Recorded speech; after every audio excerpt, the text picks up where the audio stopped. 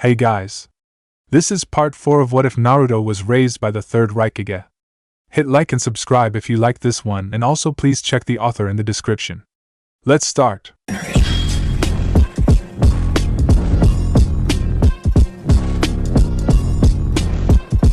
Chapter 14.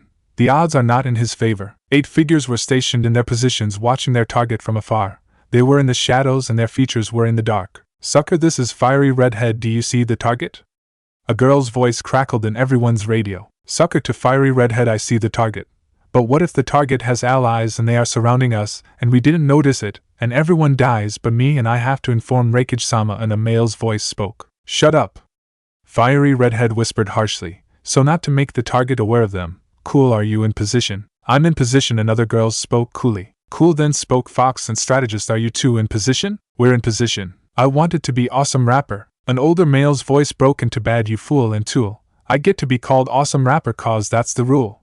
Oh yeah, another man's voice cut in. Awesome Rapper, remember that only those 6 are doing this ambush while we watch, no matter how dull it is. Cool spoke Cat, are you in position? I'm in position, another girl's voice spoke. Alright, get ready to move to your positions. Fox will move in to grab the target while Cool, Strategist, Fiery Redhead, and Sucker surround the area to make sure it doesn't escape.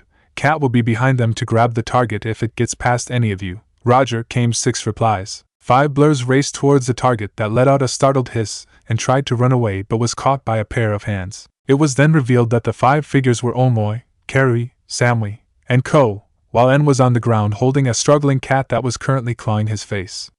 The cat in question was a golden color with a blue bow on its head. 3 other people appeared showing Darui, B, and Yujito. Alright Joe, you got the cat now, just make sure we got the right one before we finish this mission with a splat. B said in rap, making everyone but N sweat drop at his bad rhymes. It has a blue bow on its head, this is the target Shurshur, Ko said while the now known Shurshur was still clawing N's face and him yelling at them to get it off of him. Shurshur then slipped out of N's arms and calmly walked over to Yujito, who picked her up and held her in her arms and started petting her while Shurshur purred in approval. And picked himself off the ground and looked over to the purring Shurshur in Yujito's arms with a twitching eyebrow with his face covered in scratches. As the Raikage had promised them, Team 9 had been given a week off for training or just to relax, and had spent his time learning the jutsu Itachi had given him and had started to pester Zabuza to teach him the hidden mist jutsu, though he had yet to learn it. But judging by the twitching eyes and Zabuza trying to kill N with his sword, he was close to cracking. But after the week was over, the Raikage kept his promise that they would go back to D-rank missions. Much to their horror, they had been given the worst mission ever. To capture Shurshur, the Lightning Daimyo's wife's cat. Them and Team 8 had been told to capture what many considered the 10th Bja in disguise, or one of Nibi's children. It was a good thing that Yujito was on the team, since cats always seemed to like her, as this was shown with what many considered a demon cat was being cuddled by Yujito and purring like mad. How seems like you were right, N. Cats do love Yujito, Ko commented, where Yujito blushed embarrassed. After Ko had apologized for thinking them as demons, N and Yujito had introduced them to Team B, where the genin had been a little suspicious, but when they saw that Ko didn't want to harm either their friends or sensei, they welcomed him with open arms, and merely scowled looking at the purring cat while his scratch wounds started to slowly heal thanks to Kyuubi, who was roaring with laughter at how badly N had gotten hurt from a small cat. Alright Team 9 and 8, our objective is complete. Time to bring her back to her owner, Darui said, where the team started to head back towards Kumo. In the Raikage Tower. Oh my poor Shurshur-chan. Mama thought she was never going to see you again. Murakami, 1, the Lightning Daimyo's wife, cried out in happiness. Murakami was a rather plump elderly woman with dark skin and black hair done in an elegant bun. She was currently hugging Shurshur in a bone-crushing hug that made the cat's eyes bug out with half its head in the woman's bosom, and its arms flailed trying to escape the hug and return to Yujito. Team 9 and 8 watched from the sidelines along with Raisin. They all felt bad for Shurshur, as it was now obvious on why Shurshur always ran away. Even N, his cuts healed, couldn't help but feel bad for the cat. After a heartwarming /for rare kami at least /reunion between pet and owner, the woman left with Shurshur, who was still trying to get away from the woman more so when she exclaimed Shurshur would be getting a bath since she was so dirty. Raisin looked at his 2 youngest sons' teams. Well, now that mission is out of the way, you can choose between washing a dog, tending a garden, painting a fence, or he started to say when they all heard Roy Kami yell out and "Oh Shurshur-chan, come back," and saw Shurshur run out of the building back towards the woods. Or you can catch Shurshur again. No! Both teams yelled. Come on Dad, please, no more D-ranks, they're terrible. And groaned. Raisin glared at his son. There is a reason I am giving you these D-rank missions. In a few weeks' time the Chunin exams will be in Konoha and I am thinking of sending your teams to represent Kumogakure. The 6th genin looked at the Raikage in shock and stood up straighter. You mean we're gonna go to Konoha and kick ass? Alright. And yelled out since he was always looking for a good fight. So we're going to be pitted against genin from other countries?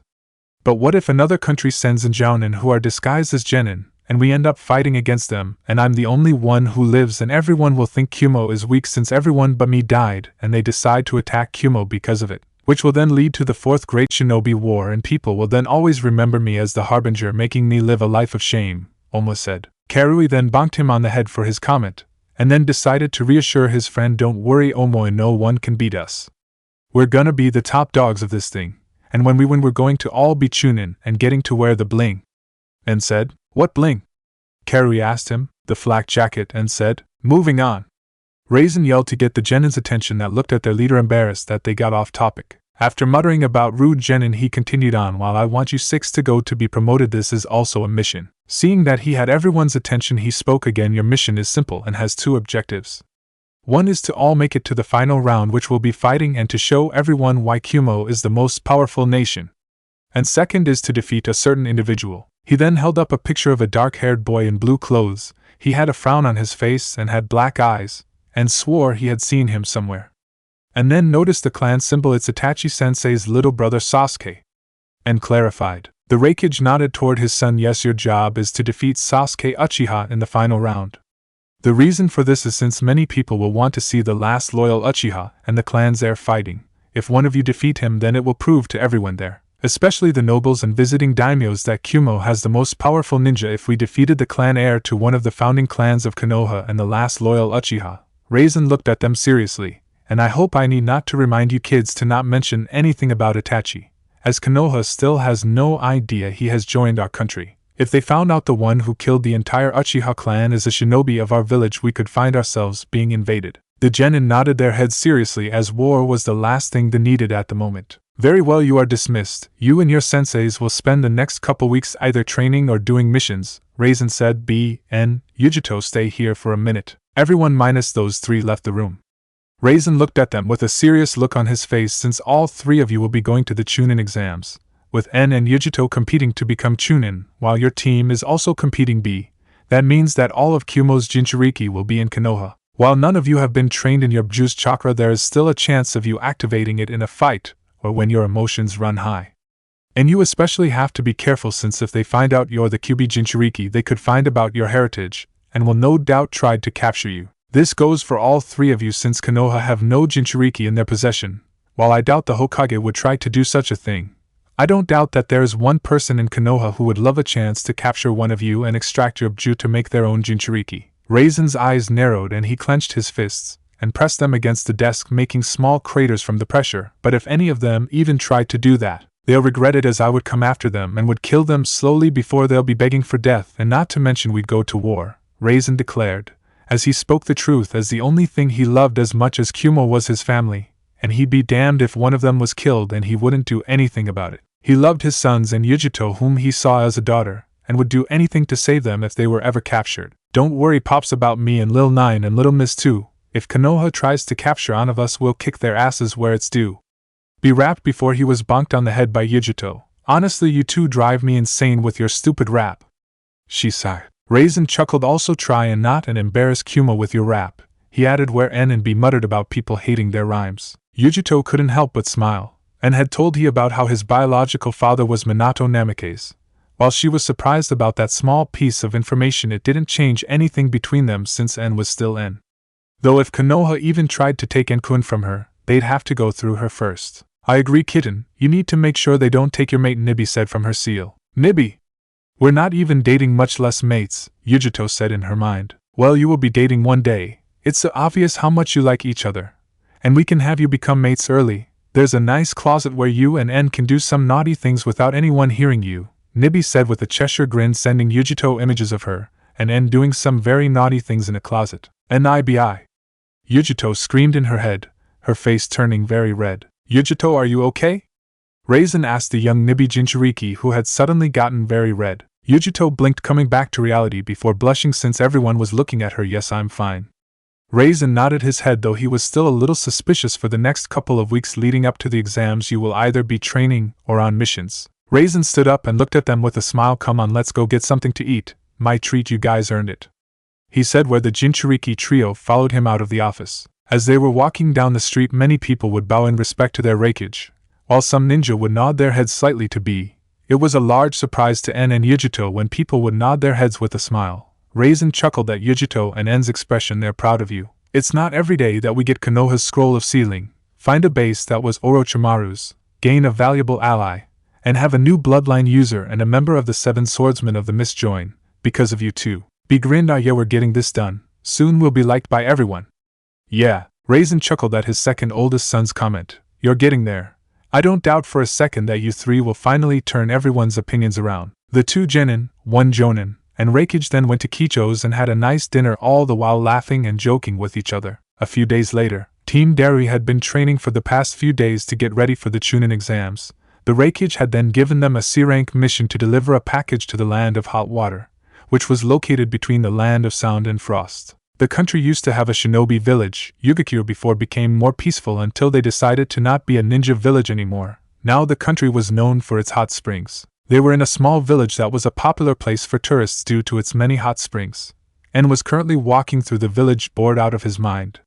Darui had gone with Yujito and Ko to give the package to the client, while En decided to explore the village. He got bored very quickly, so he decided to go train. He found a hot spring that didn't have people in it since it wasn't surrounded by a bathhouse. He took off his shirt so not to get it wet and started to water walk on it. It was an idea he had thought of when he was a kid. If he fell in the water he'd be scalded, so he had extra motivation to stay on top of the water longer. After several hours of this he started to grow bored and decided to head back towards the location he was supposed to meet up with his team. As he was doing this he passed by a women's only bathhouse. As he passed by he heard giggling. Growing curious, he followed the sound until he found the source. High up in a tree there was a man with a spyglass looking at the woman's bathhouse.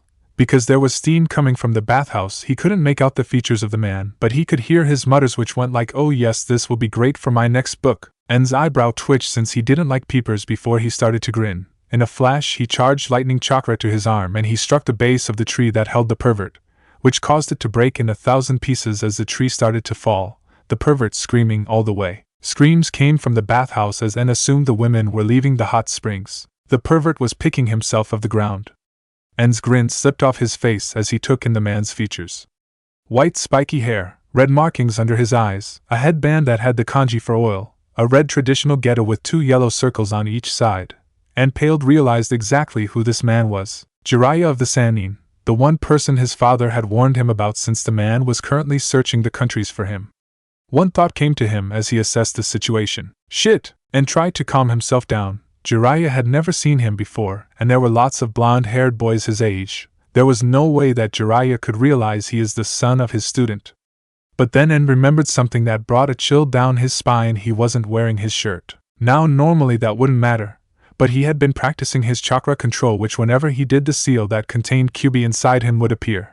And it didn't help and just used chakra to destroy the tree, which meant that his seal was showing right now. Glancing down he saw with horror that his seal was shown. There was without a doubt that Jiraiya would recognize his student's seal. He had after all trained the man. Jiraiya by then had gotten back to his feet and turned angrily towards the one who had interrupted his research. "Hey you stupid gaki, why'd you, he started to say before he saw a seal on the boy's stomach. A seal that was drawn in a certain way. The way Minato's seals would be drawn. He quickly looked over the boy. Blonde spiky hair, bright blue eyes. It was like looking at Minato back when he was a genin. Oh my god. En thought as he saw Jiraiya study him over before he looked at the boy, and En swore he heard him whisper the word Naruto. Before En could react, Jiraiya was behind him and with a quick chop to the back of the boy's neck, making the boy fall into unconsciousness. Jiraiya quickly scooped the boy up and started to run in a certain destination, the way to Konoha. Kit! A voice roared in En's head. What? Kyuubi, is that you? En thought groggily. A snort came from his head. No, it's the Sugar Plum Fairy. Who the fuck do you think it is? What's going on? The last thing I remember is... En realized with a start, the event replaying in his mind. And then realized that he was currently tied up and on the ground. "Ah crap, Dad's going to kill me!" And thought frantically, "That is if you can get back home. This is Jiraiya of the Sannin. You can't beat this guy, you need to escape, fast," Kyuubi said. And knowing the fox was speaking the truth, knew he couldn't fight this guy. Carefully moving his fingers and toes to make sure they were fully woken up after he had been knocked unconscious, he tried to break the ropes that had been tied around him, but they didn't break, and saw a seal on the rope. And recognizing the seal, saw that it was a seal to suck out chakra and to make the ropes as strong as steel. Shit! This is bad. I could probably break out using your chakra, but then if Darui finds out about it, then Dad will defiantly kill me. And thought, "So you're up," a voice spoke, making N jerk his head around to see Jiraiya sitting by a fire eating some soup. N realized that it was nighttime. His team was probably looking for him by now, and, not knowing what to say to the man who had kidnapped, chose a simple thing. He glared at him. He glared at him so hard that Jiraiya thought that he might combust. "Let me go, you asshole!" And shouted, trying once again to break free of his bonds. "Naruto, calm down, I'm a friend," Jiraiya said soothingly, hoping it would calm the short-tempered boy. "Okay, first off, I have no idea who this Naruto guy is, and second, you fucking kidnapped me." And said before he started to yell at the top of his lungs, "Help, I've been kidnapped by a rapist." "Help!" Jiraiya bonked the boy on the head. "I'm not a rapist." He yelled back at the boy, and rolled his eyes. "Sorry," he said before once again yelling at the top of his lungs, "Help, I've been kidnapped by a pedophile." "Help me, I'm not a pedophile either," Jiraiya yelled. "Then please explain to me why you tied up a 12-year-old boy after knocking him unconscious, and I'm not wearing a shirt," and said with a deadpan. "Jiraiya's eye twitched. "First of all, I never took your shirt off, it was already off when I found you, and second, I'm your friend Naruto. Again, have no clue on who this Naruto guy is. My name is N. Say it with me, N. It's one letter, pretty easy to remember." Jiraiya's eyes darkened. "Is that what you're called by? Who has been taking care of you? Why are you a Kumo ninja?" he asked, as one of the first things he had found out about the boy was the headband of Kumogakure on his forehead. "Yes, that my name, and for being a Kumo ninja?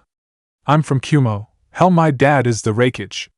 And said. Jiraiya's eyebrows rose. "So it was Kumo who took you?" Jiraiya then looked at the boy straight in the eyes. "Listen, N. Whatever the Raikage has told you about being his son, he is lying. You're really the son of," he started to say, but N interrupted him. "Yeah, you're the fourth Hokage. I know that already." N yelled out. "W what? Why, you know?" "How?" "Dad told me," and said simply. Jiraiya looked at him incredulous. "You mean you know? Why didn't you leave and come back to Konoha, the place you were born? Why would you stay in the place that kidnapped you? A country of thieves that would steal a baby for power," and glared at him. "Never insult Kumo in front of me. God, if I wasn't tied up, I'd kick your ass," he roared, as he didn't like him calling his country a country of thieves. He especially didn't like having his eldest brother being called a thief and taking him for power. He defiantly has Kushina's temper, Jiraiya thought as he saw the boy struggling to get out of his bonds, all the while yelling at him and saying that when he got out he'd kick his ass. "You still haven't answered my question, Neri." He stopped when he saw N glare at him and sighed. "Fine, you still haven't answered my question, N. First of all, I wasn't kidnapped, I was given, so it's not a kidnapping, and second, why would I abandon my family? My friends? The people who I've sworn to protect? For a place I don't even know? With no one there for me? No way, I'm a shinobi of Kumogakure, and I ain't a betrayer. I'd rather die than leave it." And said. "Given? What do you mean you were given? Why should I tell you? And why have you been looking for me for the past 12.5 years? And asked him. "I'm your godfather, and," Jiraiya said, "I always knew you were alive, the clues were everywhere. Minato was the best seal master, and when he sealed the Kyuubi away, but there was nothing there at the site where he did it, and he obviously needed something to seal the Biju away, and you were being born then. No fox and no baby, it was obvious someone had taken you." The third Hokage agreed with me, and stopped struggling against his bonds before looking at his godfather in the eyes. "Just let me go. If you don't let me go, my dad is going to be pissed, and so will my big brothers. They'll probably declare war on Konoha trying to get me back. Please." Jiraiya looked at him with pained eyes. "And you have no idea how long I've been looking for you, and now I've found you. I made a promise to Minato I'd protect his son, and I won't fail my student like I've failed so many others. So you think kidnapping me and taking me to a place I've never been to before, with people finding out the Biju that attacked their village and killed so many people, and they'll despise me. I'll be all alone, I won't have anyone. I have people in Kumo who are my friends or family. They are the reason why I fight, why I get stronger, so I can protect them." And declared. "You're defiantly Minato's son, Jiraiya said as he remembered the same look in his student's eyes when he said he was going to protect his loved ones. His son's eyes had the same fire burning in them. The will of fire. Look, just let me go and I'll take you to Pops, maybe you two can work something out. And said. Jiraiya just looked at the fire deep and thought, if I take him with me to Konoha, he'll no doubt be despised when people find out he is the Jinchuuriki of the Kyuubi. Not to mention, if what he says is right, then the third Raikage will be pissed and declare war on Konoha. Something we really don't need right now. But this is my godson, I have to help him. I wonder, since I'm on leave, I could take him as an apprentice and teach him how to protect himself. He's the closest thing I have to family now, Jiraiya thought. He sighed, fine, I'll release you, but I want to go back to Kumo with you. I need to ask the Raikage something. And grinned, alright. Now can you let me go, I'm kinda losing the feelings to my arms and legs, he said. Jiraiya chuckled, okay, let me get rid of the seals, so he paused as he heard something to his left. Jiraiya's shinobi instincts kicked in as he quickly jumped far away from where he was. It was a good thing he did so, since the second he left, a black panther made of lightning had rushed towards him, before hitting a tree causing a large explosions. Jiraiya and he had to twist his body around to see in that direction / look toward where the jutsu had come from, though N already knew who it was. Darui was on a tree branch on the opposite side of the clearing with Yujito and Ko near him. They looked pissed. A couple hours before with Team Darui -N had just finished delivering the package to the client, and were now looking for their wayward student / teammate. There was a problem though. They had no idea where he was. Yujito, try and find N's chakra signature. Darui said. Yujito nodded her head before using her sensor abilities. She found N's chakra quite quickly due to being with him so much. I found it, he's on the other side of the town. And they set off to find the blonde rapper. They soon arrived to where N had been training his water walking. Yujito was still trying to find his exact location. I sense a small chakra residue over by the right. After heading towards it, they found themselves at the women's bathhouse. Is he trying to peek on girls? Yujito said with a twitching eye. No, I doubt N is the type of person to do that, Ko reasoned. They followed the trail before coming across a shattered tree. Yep, N was defiantly here, Ko said with a sigh. Guys. There was another signature here with him. And even just glancing at it, the other guy has at least Kage-level chakra reserves. Yujito said, alarmed. The other two tense. Crap, do you think he was kidnapped? He is the third Raikage's son after all. I bet lots of people would try and kidnap him. Ko said. Man, even when we leave him alone for a few hours something like this happens. Why can't things be dull? This is bad. I've seen Raisin-sensei when he gets annoyed, and it seems all hell breaks loose. If someone kidnapped and he will be pissed, and I doubt anything could get in his way if he found out who did it. A and B would no doubt help him, and those three together and pissed off. Darui said before shuddering, no one could beat them. And I'll help them. No one kidnaps my student. No matter how annoying his rap is, we should follow the trail. Though I doubt Yujito or I could beat the guy who kidnapped N. You may be able to defeat him, sensei, if we help. Ko said. Yujito nodded her head. Well, what are we waiting for? We need to save Enkuen, she said before tree-hopping towards the small trail of the kidnapper's chakra trail, the others not far behind. After an hour of fast-paced tree-hopping, Yujito announced they were catching up to the kidnapper. They hid far enough where they could see, but the kidnapper couldn't see them. They were very alarmed to see that the kidnapper was Jiraiya of the Sannin. They could see N tied up, and seemed to be talking to the man. What are we going to do, guys? We need a plan. This guy is a Sannin, we need a strategy. Ko said. Darui stood up. Stay here, you two, I'll handle this. Darui-sensei, you may be strong, but I don't think you can beat this guy. Yujito said. It doesn't matter as long as we get in. I'll hold him up while you two get in, the second you do run. What about you, Darui-sensei? Ko asked him worriedly. Silence reigned before the older man spoke. Don't worry about me, Ko. Worry about N. Darui then unleashed the Black Panther, a jutsu he had created when he had learned the Black Lightning by the Raikage. He cursed when he saw the Sannin dodge it. You seem to have one of my students, Jiraiya of the Sannin. Let him go. Darui-sensei. N called out. Jiraiya held up his hands, hoping to stop a fight from breaking out. Hold up, he quickly moved to the side when a stream of fire was shot at him, courtesy of Yujito. Let go of Enkuen, she yelled. Wait, Yujito-chan, Darui-sensei. Ko, calm down, he's a good guy. N yelled out. And what are you talking about? This guy just kidnapped you and you're saying he's a good guy. Ko said. N nodded his head. Yeah, he was just about to let me go. Yeah, Jiraiya said. Darui looked at the two. Let him go then. Jiraiya nodded his head before releasing the seals on the rope, which allowed N to break them. N looked over at his team. He's going to come back to Kumo with us. And we can't just take him to Kumo. What if he tries something?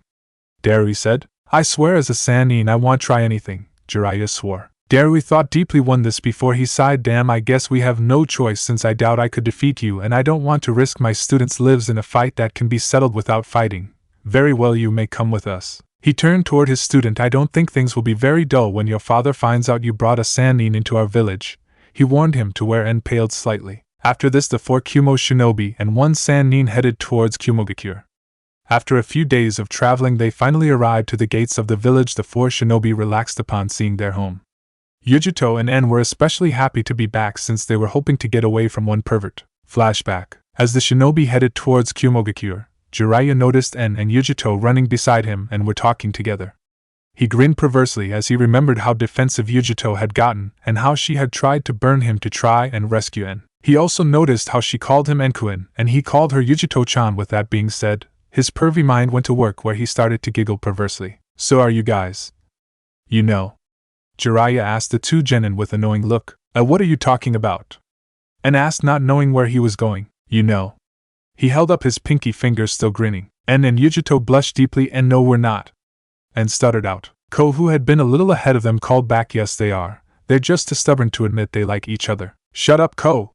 Yujito and En yelled at the same time. The brown-haired boy merely laughed. Jiraiya started to giggle perversely. Oh ho, I think I've found the stars of my next series of Ika Ika, he cried happily. Somewhere in Konoha, a lazy Jun reading said story, all the while ignoring his genin team froze and put his hand on his heart. My pervy senses are tingling.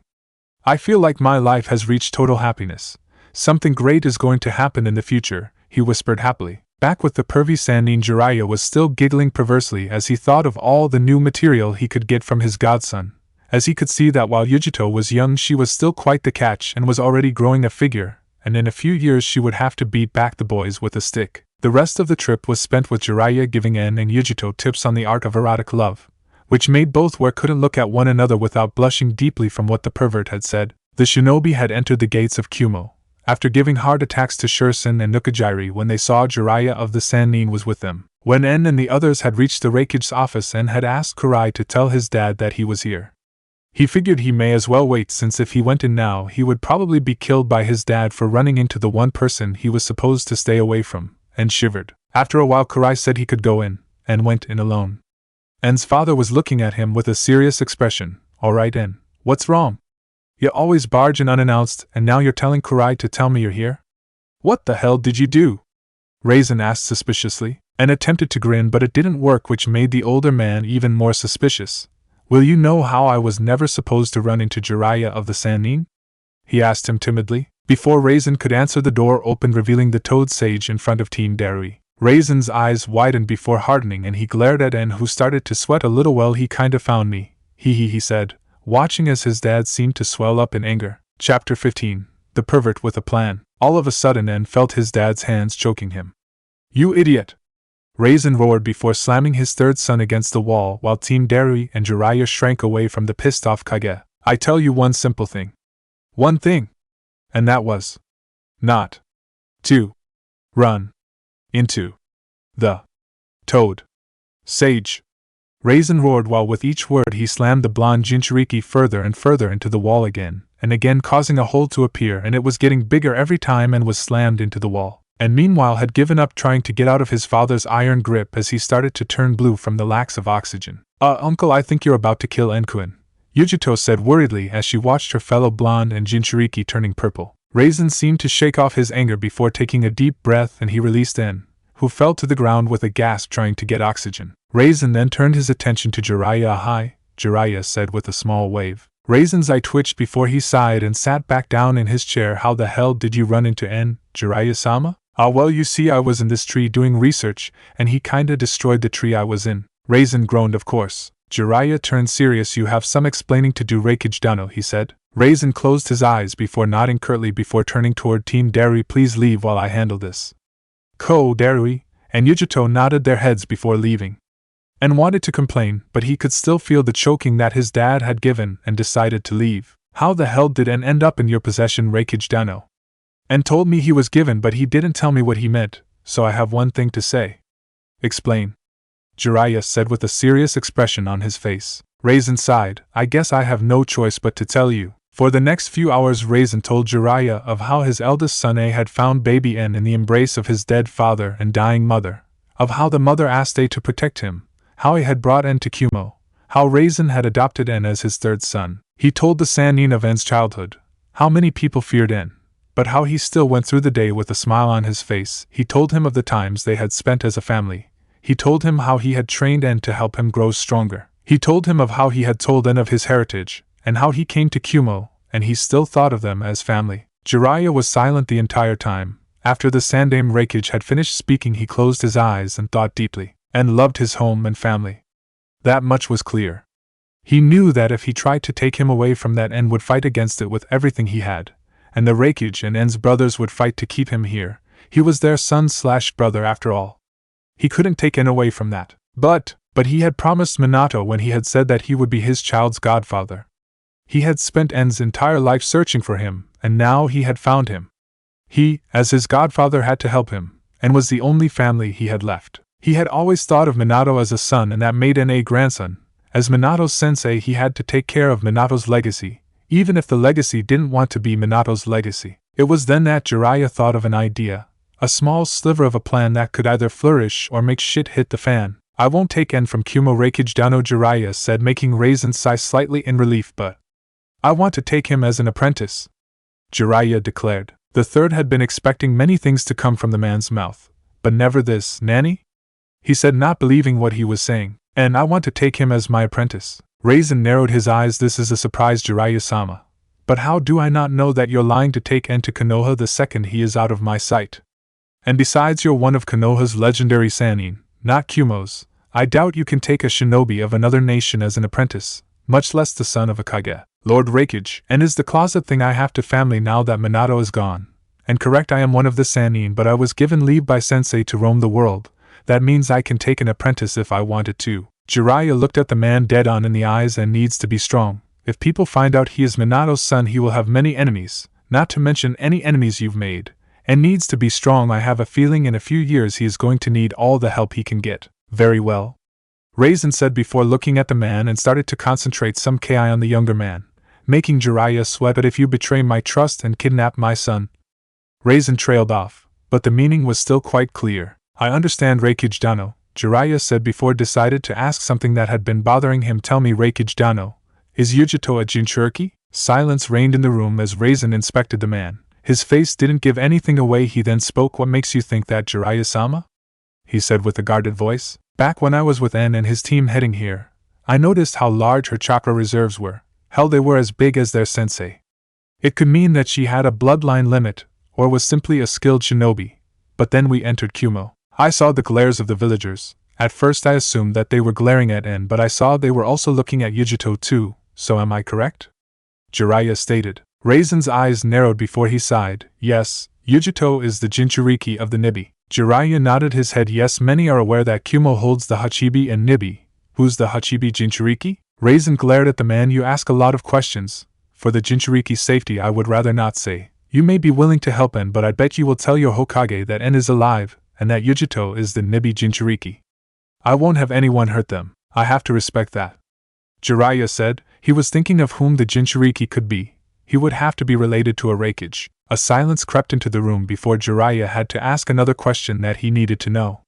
Has N been taught any control of the Kyuubi's chakra? No. Raisin's answer was quick. N, Yujito, and the Hachibi Jinchuuriki are too young to be able to handle such power. I've lost some of my best Jonin trying to control the Hachibi and all have fallen. They just aren't ready. At least that's what I tell the council. He said the last part with a mutter, not intent with Jiraiya hearing him, but he still did. You're afraid you may lose them.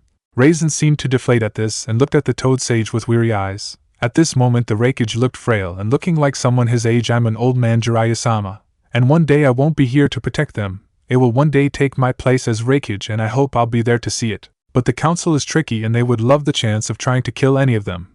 Most clan heads are on the Jinchuuriki's side save a few, but the villager sides loathes them. A isn't very good with politics and will still be inexperienced with becoming Raikage, and they may get bolder. They'll start to pressure that they should start their Ju training. They're just kids. Grown men and women have tried and failed. So how are two 12-year-olds and an 18-year-old going to control the most powerful beings in the elemental nations? I don't want to lose my family, not like that. Jiraiya was silent as the man told him his fears. He seemed to be saying it to himself, not Jiraiya. He couldn't even comprehend what it would feel like. As the Raikage, he had to put the village first, but as a father he wanted his children to live and experience life.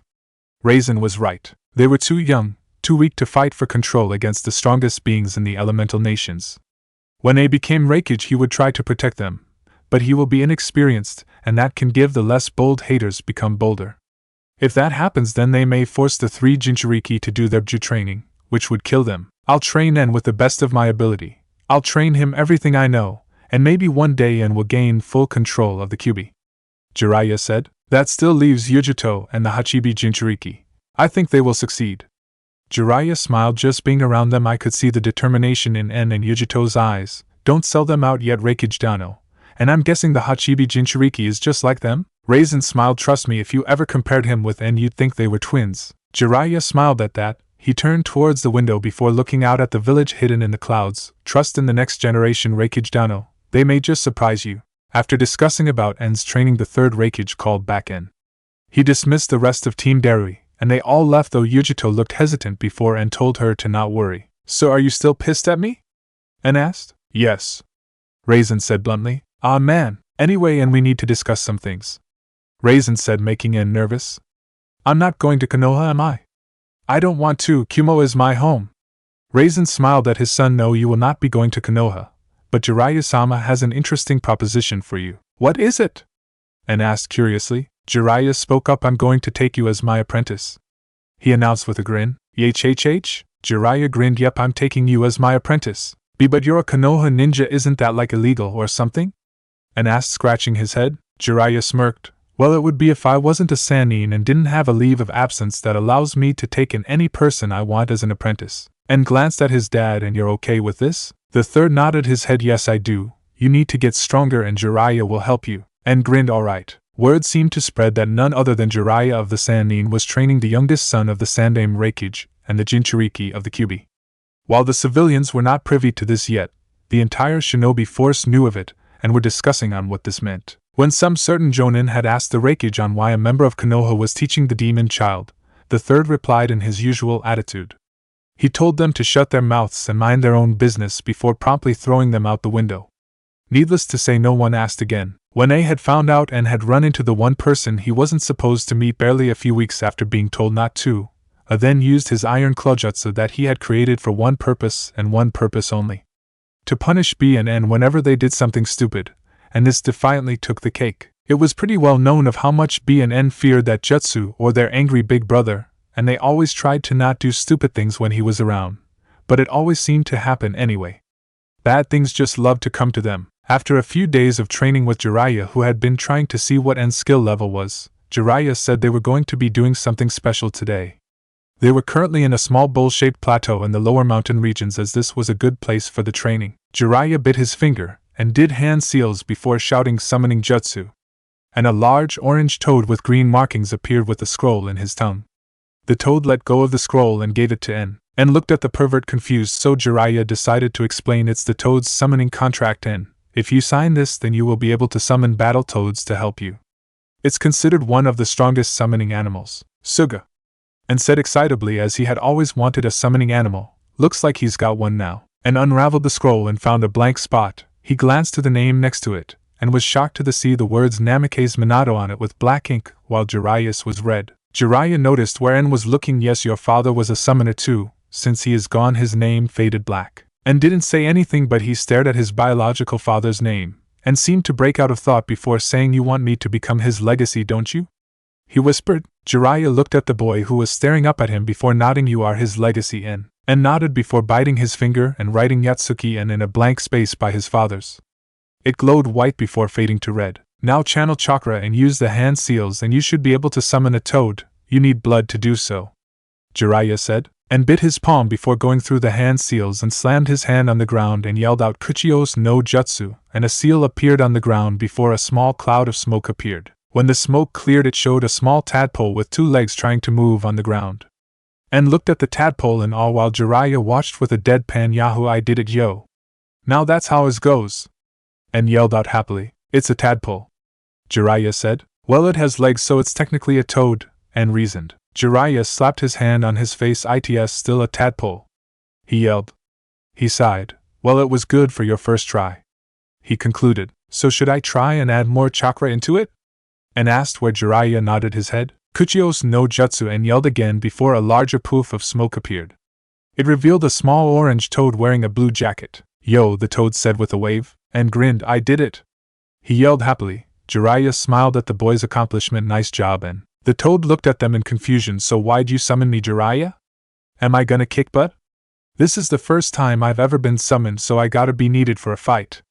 The toad said happily. Yo, my name is N and I'm the one who summoned you. So what's your name, Toad, so we can say to this perv adieu? N rapped.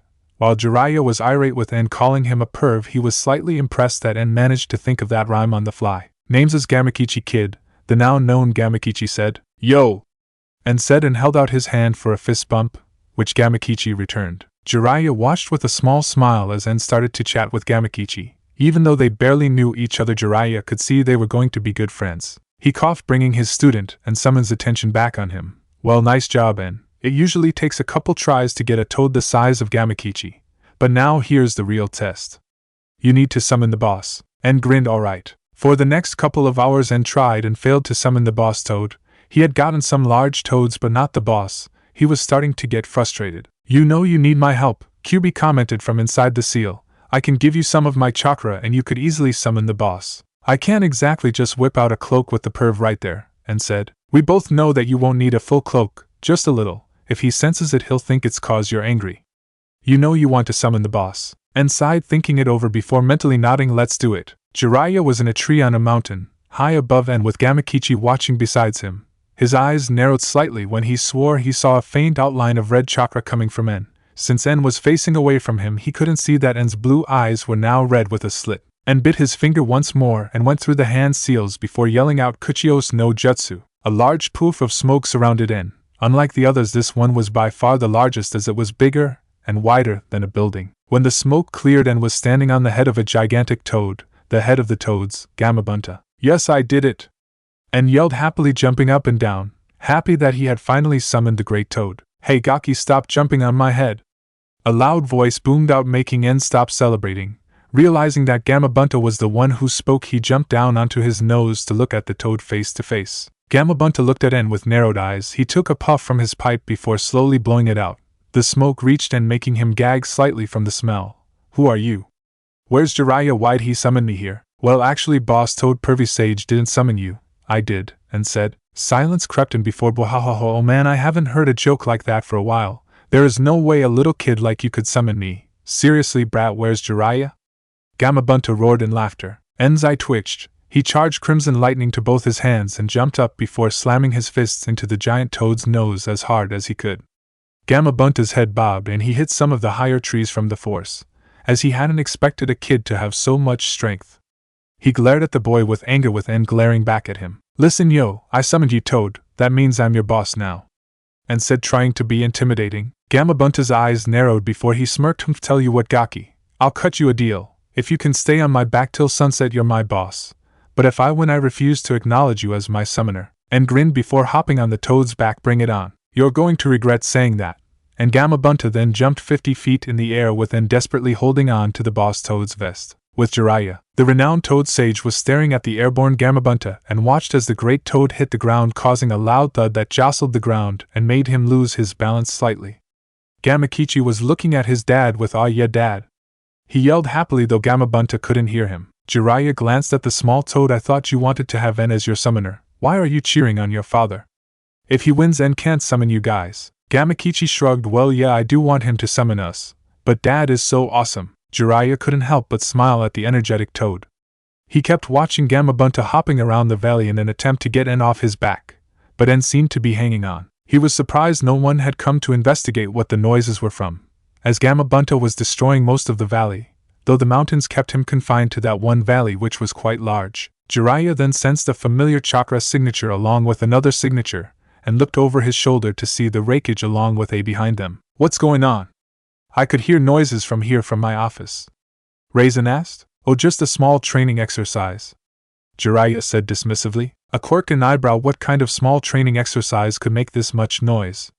he asked. The two then noticed something coming down from the low clouds. Gamabunta landed with another large thud before quickly hopping around the valley and moving to different sides.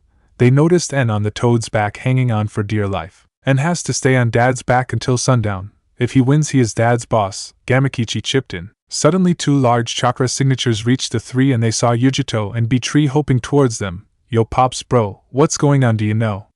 B asked them. Azai twitched at his brother's rap before gesturing to the toad boss and explained what was going on. Alright and you got this.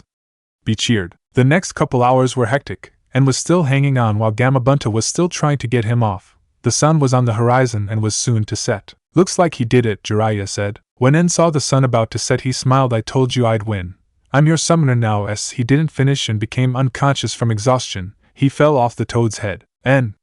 Raisin, A. B. Yujito, and Jiraiya yelled as they saw the boy falling towards his death. Raisin and A got ready to rescue the boy from death, but before they could do so Gamabunta's tongue grabbed N before he hit the ground and gently laid him on the ground. He was so close, Gamabunta said as the sun finally set. I've seen enough. I knew in the beginning that he summoned me, not to mention he has great determination and guts to stay on my back so long. Jiraiya, when the kid comes to tell him I've accepted him as my subordinate, and he may summon me and my kin whenever he pleases. Gamabunta then disappeared in a poof of smoke. I gotta go guys, see ya later. Gamakichi said before he too disappeared in a poof of smoke. The others rushed toward En who was still unconscious. They were relieved to see that he was just suffering from chakra exhaustion. I think this is enough for today, Jiraiya said as Raisin put En on his back. I'm surprised that you taught him summoning so fast, though I think some people in Konoha will be mighty upset to know that one of their strongest summoning animals can be summoned by someone from Kumo. Raisin said while Jiraiya chuckled. Well, what are those old farts going to do? He turned serious when En summoned Gamabunta. I swore I saw red chakra coming from him, making everyone tense, though unbeknownst to them Yujito and B were afraid they may have been found out. You think he may have tapped into the fox's chakra because he was frustrated with not being able to summon the boss? Raisin asked the toad sage. Jiraiya nodded his head. That's what I'm assuming. It wasn't anything large that could make him lose control or have the seal weaken. Hopefully it was just En being frustrated. Since he has no control of the fox's chakra, it would be easy for him to access a small amount if he gets angry. A said, though he did notice that B and Yujito weren't looking at either of them and not talking, a rare feat for B. Don't worry you two, En's not going to lose control, not on my watch. A said, thinking they were worried about En accessing his juice chakra and could have lost control. Unbeknownst to the adults, Yujito and B were freaking out, though they managed to hide it. That baka! He knows not to use any of our juice chakra unless in the cave, and to do it right in front of Jiraiya-sama. I'm going to kill him when he wakes up. Yujito fumed. B noticed Yujito's angry expression. He knew what that meant. Oh, looks like Yujito is going to kill lil bro. I know one thing I ain't getting in the middle of an angry little miss too. I want to live, and to die young is not cool, B thought. Raisin sighed. Hopefully this was a one-time thing. When En wakes up don't tell him. I don't want to worry him. The others nodded their heads in agreement. They then headed back towards Kumogakure. They needed some rest, especially En. Chapter 16. The First Exam. En had awoken the next morning. He was sad because he thought he couldn't summon the toads, but Jiraiya was quick to tell him he could, much to the boy's happiness. Of course, when Jiraiya had left, B and Yujito had come in, where Yujito started to strangle the poor boy for almost giving away their secret. He may have died had not B intervened. The next couple of days were a blur, and spent most of his time with Jiraiya learning jutsu that he could now use due to being able to summon the toads. Now the day had finally come. Teams 9 and 8 stood at the gates of Kumogakure. The Sandaime Raikage stood in front of them. Teams 9 and 8, it is time for the Chunin exams. You 6 will be representing Kumogakure this year. I expect the best from you. You know your mission. If you all make it to the finals, then I will be there to see if you have what it takes to be a Chunin of Kumogakure. The most wealthiest and influential noblemen and daimyos will be there. Show them what the hidden cloud is made of. I know you will not fail, Raisin announced with a grin. The 6 genin stood straighter when their leader told them he believed they would pass, and grinned. Alright guys, we gotta go. Konoha is waiting. Let's get this show on the road, he yelled. Be grinned too. That's the spirit, little brother. Now let's go show these leaf ninja that Kumo ain't no pushover, he yelled before hugging his 3 students around their necks, making them start to go blue from lack of oxygen. Raisin sighed slightly at his 2 youngest sons. Dare we please make sure N and B don't embarrass our nation, he said, where B and N started to complain about people hating their art, which made the old Kage smile. Be careful, he said before heading back towards his office. The two teams started to head out of the gate. They didn't see the Raikage look back one last time. Good luck, you six. I know you'll make us proud. Raisin thought, though he was looking more at a certain blonde boy. In Konoha, in the village hidden in the leaves, the Sandaime Hokage Sarutobi Hiruzen was seated in a large chair in front of a large table with multiple people sitting along the sides. They were the most powerful people in the village, from clan heads to wealthy businessmen. The civilian side was on the right whilst the shinobi side was on the left. Hiruzen's teammates Koharu and Hamura were seated on his right and left. The god of shinobi cleared his throat. Whatever idle conversations that had been going on stopped. Hiruzen stood up.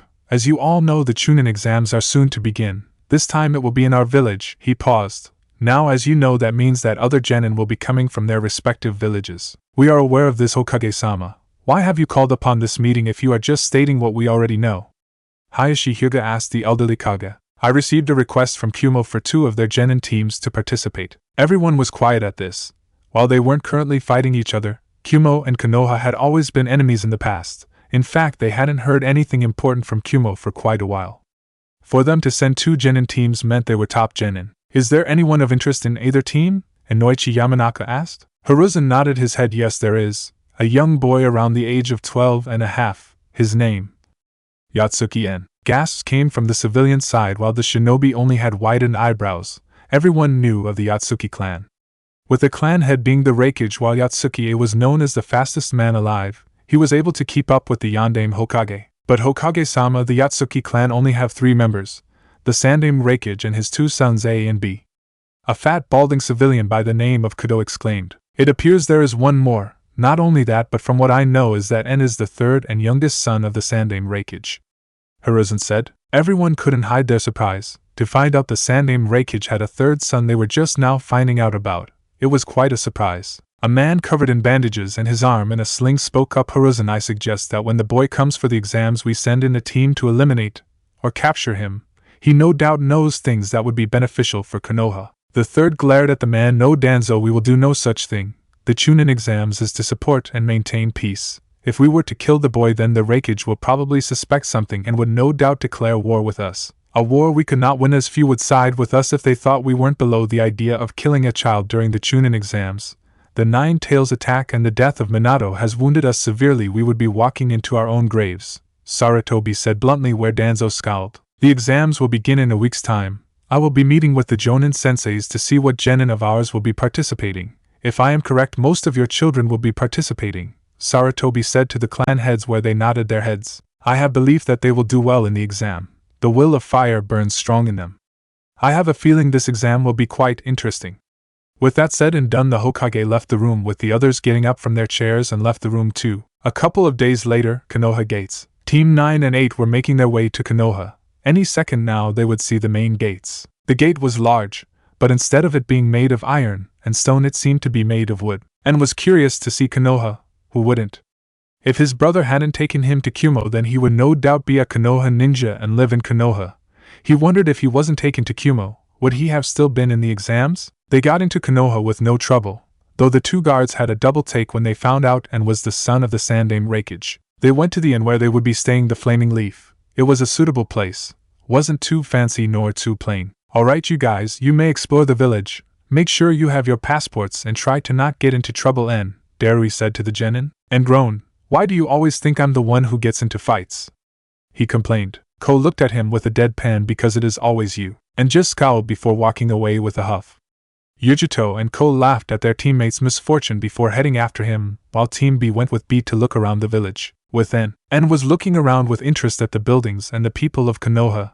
He wondered what it would have been like to live here. He shook his head. No, Kumo was his home, and he loved it. He would never want to live anywhere else. It would always be home. He cocked his head to the side slightly when he heard angry voices in the distance. Deciding to see what was going on, he decided to see what the commotion was. He jumped on a building and started to go towards the noise. Looking down after running, and saw with interest a group of 5 people. 2 were Suna shinobi, and 2 were Konoha, whilst one was what he assumed a civilian. The Suna shinobi, a male in some sort of black suit with what appeared to be cat ears on his head and purple paint on his face, had a scowl on his face as he held up a boy around the age of 8 or 9 by the front of his shirt. Hey, watch where you're going, you little punk, he said to the terrified boy. A sandy blonde girl with a large battle fan who also had a Suna Hayate looked annoyed. Come on, Kankuro, just let him go. We have to meet up with Sensei, she said in annoyance. The now-known Kankuro glanced back at the blonde with a smirk. Come on, Temari, we have plenty of time. He looked back to the small boy. Besides, I hate cheeky brats with no respect. I think he needs to learn a lesson, he said, whereas the boy gulped. The two Konoha shinobi, one male and another female, were in front of them watching the scene. The girl, who was fair-skinned and had long pink hair and was wearing a red dress, was putting her hands in a pleading manner. Please put him down. He's just a little boy, she said timidly. The boy next to her, a very pale boy with ink-black hair and a fake smile on his face, just stood there. Kankuro smirked no. He then moved his fist back to hit the boy, who flinched while the pink-haired girl gasped but didn't try to stop him, and seeing enough, disappeared from the top of the building in a red lightning shushing. He then appeared behind Kankuro and grabbed his fist before the shinobi could hit the boy.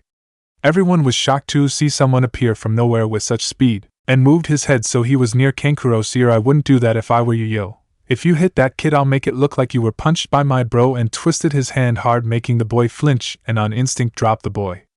And since rather than saw Kankuro's free fist racing towards his head, he leaned his head to the side, the fist swinging harmlessly inches from his head. Using his momentum, he moved his foot across Kankuro's feet, making the boy fall when he was swept off of his feet. While Kankuro was still falling in, still holding the other fist, swung the boy's arm and threw the Suna shinobi into the fence. Nobody moved. Everyone was looking in surprise and slight awe at how An had easily defeated Kankuro in a few seconds. Temari was tense, expecting the boy to attack her as well, and for the matter ignored the others and watched calmly as Kankuro struggled to get up. He did manage, though he was still a little dizzy when his head had hit the fence. Kankuro glared at the boy who embarrassed him. He was surprised to see not a Konoha Haitate but a Kumogakure Haitate. Hey Kumo! Mind your own business, he yelled angrily at the boy, and mentally smirked, and deciding to take a tip from Itachi-sensei, he gazed at the boy with a bored expression, as though he wasn't worth the effort to bring any emotions to his face. I'm surprised, seeing as how Suna and Konoha are allies. I'm surprised you would attack a little kid. He glanced at the two Konoha ninja with a small glare, making the girl flinch and take a step back in fear, or that these two wouldn't defend a member of their village. Isn't teamwork and friendship your village's specialty? The girl had the decency to look ashamed. The male just kept looking at him with that creepy smile. The boy he had saved, however, was looking at him with unconcealed awe, and then grinned. Also, I have to wonder why you got into your teammate's makeup kit, he said, getting a laugh from the girl, and Kankuro turned red in both embarrassment and anger. Its war paint, he yelled, and rolled his eyes. Sure, he said. He then turned towards a certain tree. You two can come out now, I know you're there. And to the other surprise, two boys appeared. One was a pale-skinned redhead with a tattoo with the kanji for love on his forehead. The other, and noticed with interest, was Sasuke Uchiha, his assigned target, and his sensei's brother. Sasuke was shocked. Not only had this boy easily beaten the Suna ninja, he also knew he was hiding, along with the fact there was another boy in the same tree as him. Not even he knew that, and he was in the same tree. He jumped down and landed beside his teammates, glaring at the boy. The two shinobi froze in fear when they saw the redhead Jigara. Kankuro stuttered out. Kankuro, you're an embarrassment to our village. A deep voice sounded from Gaara as he looked at the boy. He then turned his head towards and I apologize for my sister and brother's actions. Who are you? And looked up at the boy with a grin. You know, I don't know if it's not the same in Kumo, but there we tell others our names first, yo. He rapped. Gaara remained impassive, though he seemed to be pondering En's question. My name is Sabuka no Gaara. En Yatsuki. Everyone save Gaara eyes widened in surprise. They knew of the Yatsuki clan. They were considered the greatest right-on users, and they could back the claim, the head being the Sandaime Raikage. But everyone knew that there were only 3 members of the clan, and this boy certainly didn't look like either person. You're lying! There are only 3 people in that clan! The pink-haired girl screeched, making everyone wince from the sound. Sasuke spoke. Sakura. Shut up, you're annoying. Making the girl brood about what her crush had said. Gaara nodded his head. He obviously believed and was telling the truth. I will look forward to fighting you, En Yatsuki. His voice became deeper and more raspy. Mother wants your blood, and she will have it. The boy then disappeared in a shushing, quickly followed by his siblings, and was about to leave when he sensed 2 familiar chakra signatures above him. No doubt they had watched the whole things. He sighed. You guys can come out, he yelled. Yujito and Ko appeared in front of them. Either looked very happy. Enkuin, we leave you alone for 5 minutes, and you've already picked a fight, Yujito stated with a twitching eye, while Ko just looked impassive, though you could tell that he was annoyed too, and shrunk at the girl's gaze. Well, you see, Yujito-chan, he said before he was interrupted by Sakura. Wait! They all turned to look at her. She hesitated when she saw them all looking at her. You're ninja of Kumogakure. You're not an ally and are not allowed to be here. We need to take you to jail for trespassing, she stated firmly, though she was scared to fight, and seeing how he easily defeated Kankuro before inner Sakura shouted in her head, "Cha. Sasuke-kun will defeat them with ease and then will profess his love for us, Cha." Team Darui looked at the girl in disbelief before they all started cracking up, confusing the girl. Hey, didn't you hear me? You're under arrest for trespassing, she yelled, and slowly stopped laughing. You guys don't know? He noticed their confused looks. He and the others took out their papers that allowed them entrance into Konoha. We're allowed to be here, Pinky. You're not an ally of Konoha. You're not allowed to be here, Sasuke said coolly. We are for the Chunin exams, Yujito said. The Chunin exams? Sakura questioned. You guys don't even know that Konoha is hosting the Chunin exams? Ko asked them. Sakura looked like she was going to snap something to the clan heir before she noticed and studying her and her teammates. What are you looking at? She questioned. I know you guys, and said. Sasuke smirked. Of course you have.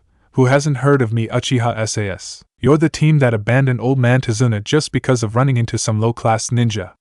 And stated, glaring at the trio angrily, and unknowingly sending out small amounts of ki that made Sakura sweat and take a few steps back in fear. Yujito and Ko had also noticed this. They remembered back in Wave when they had been guarding Tazuna. He said the Konoha team that left him was a pink-haired girl who screamed like a banshee, a pale weird boy with a creepy smile, and an emo prince with duck butt hair. This was obviously that team. They immediately started to glare at them. Tazuna? Sakura asked him, not knowing whom he was talking about. She suddenly backed up in fear when En suddenly appeared in front of her, his blue eyes burning with anger, and she noticed with a start that his pupil was slowly turning into a slit. Yet Tazuna, remember him? The guy who had put all of his hope into you guys to save his country. And what happened? You abandoned him just because of some C-class ninja. En rounded on them angrily. Sakura's eyes widened when she realized who Tazuna was. Why, yes, so?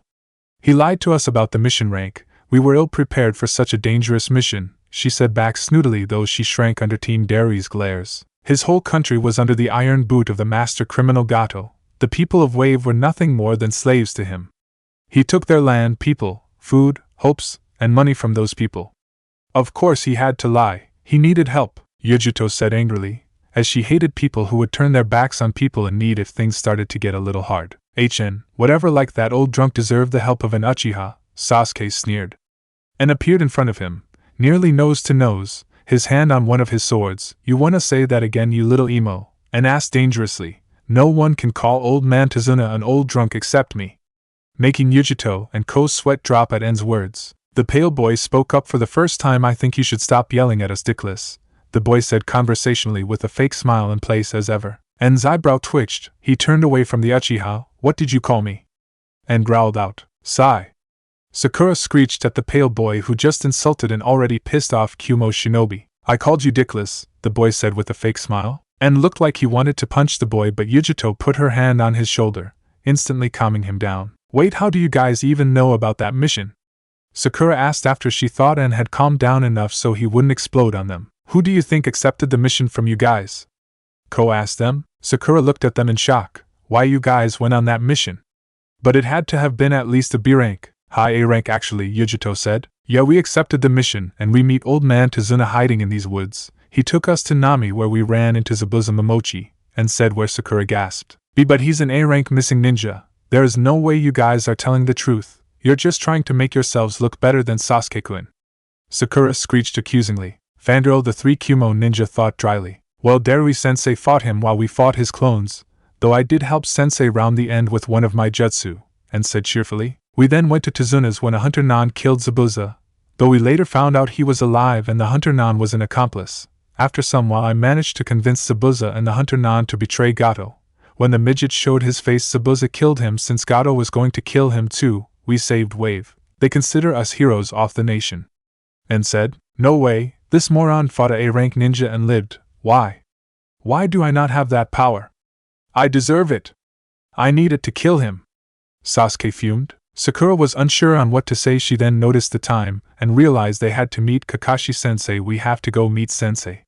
With that said and done, Sakura ran towards their meeting spot and to go away from the angry Kumo ninja. Sasuke and Sai followed her, though they just decided to walk, and watched as Sai and Sasuke disappeared around a corner, His angry glare immediately turned bright with laughter as he started to laugh. Ha ha ha, oh man. Did you see their faces?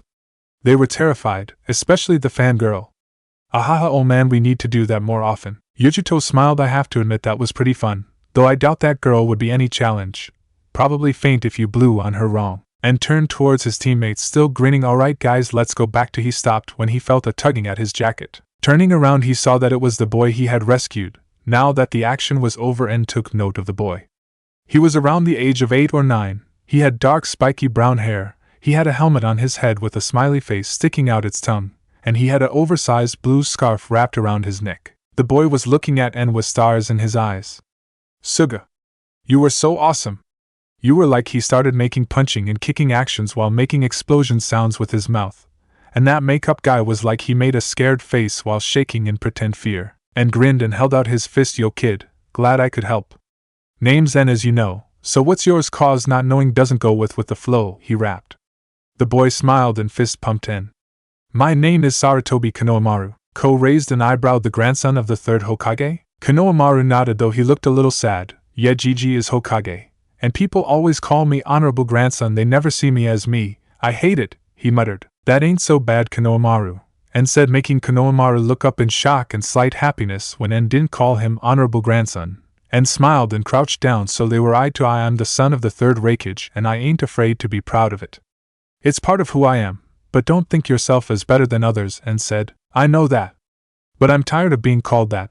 That's why I'm going to defeat my grandpa and become Hokage. There is no shortcut to becoming a Kage, En said. Konohamaru looked at him with wide eyes. To become a Kage is hard path. It's not something you can get by taking shortcuts. Only through many years of hard work and willpower will you be worthy of attaining the title of Kage, En said wisely, with Konohamaru hanging on to his every word. So you're saying that to be a Kage means that I have to work and train hard, and only through willpower and guts, then I'll be worthy of being a Kage and people will see me as me? Konohamaru asked. En nodded. Yep, then I'll do that. I'll show everyone who I am, Sarutobi Konohamaru. Not just the grandson of the Hokage, Konohamaru said with determination in his eyes. In the Hokage's office, the third Hokage was watching the scene between En and his grandson through his crystal ball. Beside him was Darui. You have an interesting student, Darui-san, Sarutobi said with a small chuckle as he watched with a smile, happy that En was teaching Konohamaru the true way to get strong to be worthy of being a Kage. Darui sighed. I know, though he always seems to be getting into trouble. Like you just saw with those Suna ninja, there is never a dull moment when you're around him. Sarutobi laughed. Ah well, I'm glad young En saved my grandson from young Kankuro. I must say his speed is quite advanced for his age. Darui shrugged. It's not very surprising considering who he is. Sarutobi nodded his head. Ah well, I guess that is obvious. I will be looking forward to see what else your students are able to do, though I know my ninja will give them a run for their money, he said jovially. You'd be surprised, Lord Hokage. En has the ability to be quite unpredictable. Along with him working with Yujito and Ko, I'm confident they'll do just fine. Darui said confidently. Sarutobi smiled as he smoked on his pipe. Well, we will see at the exams, shall we? I wish your team good luck. Darui nodded before he left the room. Sarutobi chuckled before leaning back in his chair with a sigh. He looked at the large stack of paperwork with a sigh. He then reached into his drawing and added some chakra into a hidden seal. With a small poof of smoke, a familiar orange book appeared. With a little giggle, he started to read while a small trail of blood came out of his nose when he got to one of his favorite parts in the book. A laugh startled him back to the present. Quickly glancing over his shoulder and trying to hide the book at once, he saw with surprise to see his student Jiraiya leaning against his windowsill. I knew you were a pervert, sensei, Jiraiya said with a grin. Sarutobi would have tried to deny it, but it was pretty hard when you had blood running out of your nose and his book in his eyes.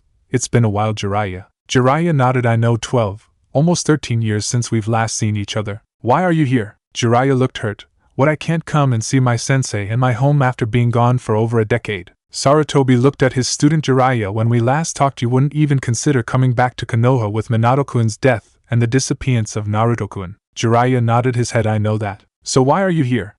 I thought you would spend your time looking for Naruto-kun. Jiraiya smiled. I know that, but I'm done looking for him. Sarutobi's eyes narrowed dangerously. Are you saying that you've completely abandoned your godson and your student's child? He asked dangerously. Oh, I never said anything about that. What do you mean? But even as the third said that, the gears started moving in his head. He looked at his student in shock. You found him, didn't you? Jiraiya's smile just seemed to get bigger. I did. The third could only gap at his student in shock. Jiraiya had finally found his godson after searching for nearly 13 years. The son of Minato Namikaze and Kushina Uzumaki was coming back to his home? Where is he, Jiraiya? Where'd you find him? How is he? What's he like? Sarutobi questioned frantically. Jiraiya held up his hands to stop the torrent of questions. Well, calm down, sensei. I found him a few weeks ago. And you've probably already seen him. What do you mean? Jiraiya looked at his desk. Following his gaze, Sarutobi found himself looking in his crystal ball where he saw Yatsuki and his teammates still talking with his grandson. What are you taking about, Jira? Sarutobi stopped when he realized it. His eyes bugged out as he took a closer look at En. He looked at his face. His face, while more roundish than Minato's, reminded him of a little bit of Kushina. He looked at the boy's sun-kissed hair, the way it spiked just like Minato's had been when he was a child. And those eyes, the same eyes. Bright sky blue eyes that sparkled with kindness and warmth but still had the look of a warrior. They saw the eyes are the window to the soul. Sarutobi saw the same brightness burning inside En's eyes like Minato's, the eyes that burned with the will of fire. Impossible, Sarutobi whispered. That what I thought when I first meet him, Jiraiya said with a small chuckle. Sarutobi turned back to his student. How? How is this possible? He demanded, wanting to know how the son of the greatest ninjas of his village wound up in Kumo as the third son of the Raikage. He couldn't wrap his head around it. Kushina. And suddenly it all made sense. Sarutobi groaned as he smacked his head against his desk. Even in death that woman still gives me headaches, he said sourly, thinking of the redhead. He sighed. Explain. So for the next couple of hours Jiraiya explained everything, from how he had found En, to En's childhood to how he had found him. The entire time Sarutobi said nothing, he just listened. When Jiraiya was done he sighed. What are the chances of young En-kun joining Konoha? Jiraiya shrugged. The chance of IWA giving us full control of their land and power. So never? Yep. Sarutobi closed his eyes and thought. The son of their greatest ninja and kunoichi was a proud shinobi of Kumogakure. Gods, if the council, or more specifically Danzo, found out about this, he wouldn't know what to do. I hope you're not thinking of kidnapping him, sensei. His dad and brothers would be pissed, Jiraiya warned the old man. I know that, Jiraiya. I'm just thinking of what our shinobi would think if they found out the son of their Yondaime Hokage is alive and is a ninja of Kumogakure and proclaims to be the son of their Raikage. Gods, if Danzo got word of this. Jiraiya knew exactly what the old warhawk would do.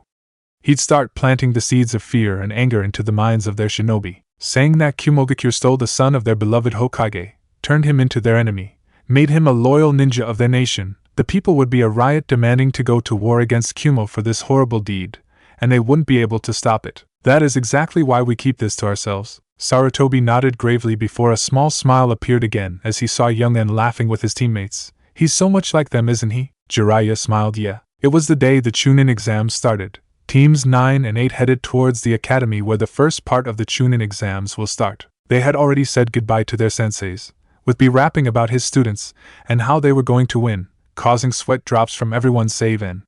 So this is the academy, En commented as they stood at the entrance of the building. Samly sighed slightly. Don't do anything brash, En. We're trying to go under the radar. It'll be more beneficial if our enemy does not know of us. En looked at the girl with a small pout. But Samly, I never do things under the radar. Then it's boring, and why wouldn't you want to get in a fight? It brings people together, he says, causing everyone to look at the boy. Oma looked nervous. Oh man, what if En picks a fight with a girl and wins and we find out she is the daughter of a kage or daimyo and we'll have to go to war with that country? Only the girl will fall in love with me, and despite my best efforts I will too, and then I'll have to choose between my friends and family or the one I love. But by then people will find out. And he never got to finish as Karui punched him in the head. Shut up, Omobaka, that's not going to happen. Yujito sighed. Come on, let's go. And with that she led the two Kumo teams inside the building. The hallway was completely filled with Chunin hopefuls, many Konoha genin. They were watching as a boy in green spandex was tossed to the floor. A girl they assumed was his teammate rushed to help him up, before begging the larger boys in front of them to let them in. The two boys then started telling everyone in the hall that many people who have taken the exams have quit being shinobi because of the hard exam or became disabled for life, effectively scaring some of the genin, save of course the Kumo shinobi. You sense it too, right? And murmured in Yujito's ear where she nodded. Yeah, those guys are using a henge, a very good one seeing as no one has noticed it yet, judging by their chakra signatures they're high chunin or low jonin, no doubt they're proctors. And shook his head. They're all bakas. We're only on the second floor. That room isn't 301, it's upstairs. That's a henge to weed out the weak. PFT, if they can't figure that out, then they don't deserve to be Chunin. The two teams headed up the stairs before they heard a voice behind them. Oi, you're not fooling anyone. Drop the genjutsu. They paused halfway up a step. Who wants to bet? And started as they looked behind them to see it was Sasuke with a smirk ever in place. Uchiha! And hollered, making everyone look at him and his team. If you want to show your so-called Uchiha superiority, then you should have realized what the genjutsu was for, what it was used for. What do you mean, you idiot? Sasuke retorted. Yujito answered for the emo asshole that was supposed to weed out the weak who had no chance of becoming Chunin, which would give those who knew the genjutsu more breathing space so that we wouldn't have to go through the idiots during a fight. But thanks to your big mouth, now there will be more people, making it harder for the people who actually have a chance to be Chunin. Sasuke gritted his teeth as everyone laughed at him. The Kumo shinobi and Kunoichi turned around and headed back up the stairs. His pride wouldn't take it. He rushed towards the blonde girl with his fist cocked back. The girl spun around along with her comrades when they heard his footsteps, and rushed forward, his fist cocked back as well. Before either of their punches could hit each other, both were stopped to the surprise of the two. The one who was holding them back was the green spandex boy who had been pushed around from before. Obviously that wasn't the case now. You are Uchiha Sasuke, correct? The boy asked, and took one look at the boy with the bull hair, round eyes, and thick eyebrows. Holy shit, are those things alive? And asked as he saw the eyebrows move. The boy introduced himself as Rock Lee. He then challenged Sasuke to fight for the heart of Sakura, where the girls screamed about how ugly he was. Sasuke smugly accepted, thinking that there was no way this other idiot could beat an Uchiha, and the others followed the two Konoha teams where there was a small arena. They then watched with great amusement as the Uchiha got his ass kicked by the boy, and made note of how fast the boy was along with how strong. He grinned broadly. I think I found my rival in these exams, he said happily to Yujito. The fight ended with Lee being the victor, and probably would have knocked the Uchiha out had the beatdown not been interrupted by a turtle. From the turtle, a larger clone of Lee appeared and kept going on how he was dampening his flames of youth, which made Lee cry out with tears in his eyes that he would make his flames of youth even brighter. The two then hugged, and the Kumo genin along with others saw the worst thing ever. A sunset appeared behind Lee and his sensei as they hugged each other, both crying about the flames of youth. Ah, my eyes are burning. This ain't no fun, my stomach's a churning. And yelled as he tried to dispel the genjutsu. Look away, Kit, look away. Kyuubi roared as he tried to dispel the genjutsu but found himself unable, too much to the great fox's surprise and horror. Finally the genjutsu ended and En ran away as fast as he could, quickly followed by the others. They soon found the door that led to the first exam and entered. Immediately they were greeted with the ki of the other genin taking the exams. The ki would have made weak genin wet their pants, but Team 9 and 8 were the best genin team of Kumogakure. They weren't easily scared, and grinned at Yujito. Seems like these punks need to learn a lesson. Any Yujito-chan? He asked his blonde teammate, who instantly matched his grin. The two Jinchuuriki let loose their ki mixed with a small amount of their juice. It wasn't that large, but it still scared every genin in the room. They all knew one thing: stay away from the Kumo ninja. The two teams found themselves a corner to themselves. So we're finally here, Ko commented. Karui nodded. Yeah, let's kick their asses, she said happily. Cool it, Karui, it won't do good if you rushed in and made the mission a failure, Samui said. I'm guessing that whatever is for the first exam won't be anything to do with fighting. If so, they would have done it outside. Perhaps an exam? Ko said, and shrugged. I guess we'll find out. He then looked over the room and saw the Uchiha's team come in. He noticed with a small laugh that Sasuke still looked pretty beat up. A purple blur ran across the room and suddenly a blonde-haired girl was on top of Sasuke's back as she squealed, Sasuke-kun, you're late. Oh no, another fangirl, Yujito muttered as she glared at the annoying blonde. Sakura then started to yell at the blonde girl, who they found out was Ino. It was obvious they weren't friends as Sakura kept calling her Ino pig and Ino called her Sakura billboard brow, which ticked both girls off. Dear Kami, are all of Konoha Kunoichi's fangirls? Ko muttered under his breath as he saw the two squabble over who their Sasuke-kun loved more. Two other boys approached them. One was on the larger side and eating a bag of chips while the other had a lazy look around him. The lazy one was asking Ino to be quiet because she was being too troublesome. Yahoo! It looks like all the rookies are here, a young boy yelled as he approached the others with his team. He appeared to be an Inuzuka, seeing as he had a dog on his head, and also noticed that the only girl was the heiress to the Hyuga clan while the other appeared to be an Aburame, though it was hard to tell because he was wearing a coat that hid most of his features. And the others watched with dumbstruck looks / except for Samui / as the teams all started to yell loudly how they would be promoted to Chunin. It seems that the attention is being taken away from me, and commented as he placed a hand on his chin in a thinking pose. You think I should be louder? he asked, where everyone looked at him with a deadpan, and pouted slightly but returned his attention to the rookies who had been joined by one more. You should be a little quieter, the new guy said. You're only rookies, straight out of the academy. You're bringing unwanted attention to yourselves, as you can see. The rookies looked around and saw all the other genin, many of them older than them, all glaring at them. Sakura asked him if this was his second time in the exams. Kabuto said that this was his 7th time. Kiba exclaimed he must suck, and narrowed his eyes. This guy has high Jonin chakra reserves, not to mention how he seems to show experience, though he hides it well. Something isn't right, he thought as he continued to listen in on the conversation. Kabuto then revealed his info cards, information on almost every ninja that had taken the exams before along with previous exams. He then showed it by showing the rookies a card that showed how many teams from different countries were participating. It seems that there are 30 teams from sand, 21 from rain, 15 from grass, 72 from Konoha, and finally 2 from Kumo. Sasuke stepped forward. Then you have information on the skills of most of the genin here? Kabuto smirked. Of course. Anyone in particular? Yatsuki En and his teammate Yujito, and Sabuko no Gaara. You already know their names, that's no fun. Kabuto found a card that showed Gaara. He is the son of the Kazekage and is the teammate of his elder siblings Kankuro and Temari. He's completed 12 C ranks and wow, even 1 B rank. It's also said he completed all the missions without getting a scratch. The rookies were quiet when they learned of such a dangerous foe. Kabuto shuffled his cards until he found the right one. Next is Ni Yujito. She is the grandniece of the 2nd Raikage, a dangerous opponent, and teammate to En Yatsuki and Ko Abuyoki, and their sensei is Dari of the Black Lightning. She is a capable kunoichi. She is best specialized in ninjutsu and is a perfect partner for her teammate En, as she can do either long-range or close-range taijutsu with flawless teamwork with En. She acts like the tag team partner to En, a tradition Kumo has for a candidate for becoming Raikage, though they of course are not candidates, but are considered tag team partners anyway. She is extremely skilled in fire techniques along with high Chunin level kenjutsu. She is not to be underestimated as she has extremely high chakra reserves and has the skill to back her up. Kabuto shuffled his cards again. Next up, En Yatsuki. Interesting.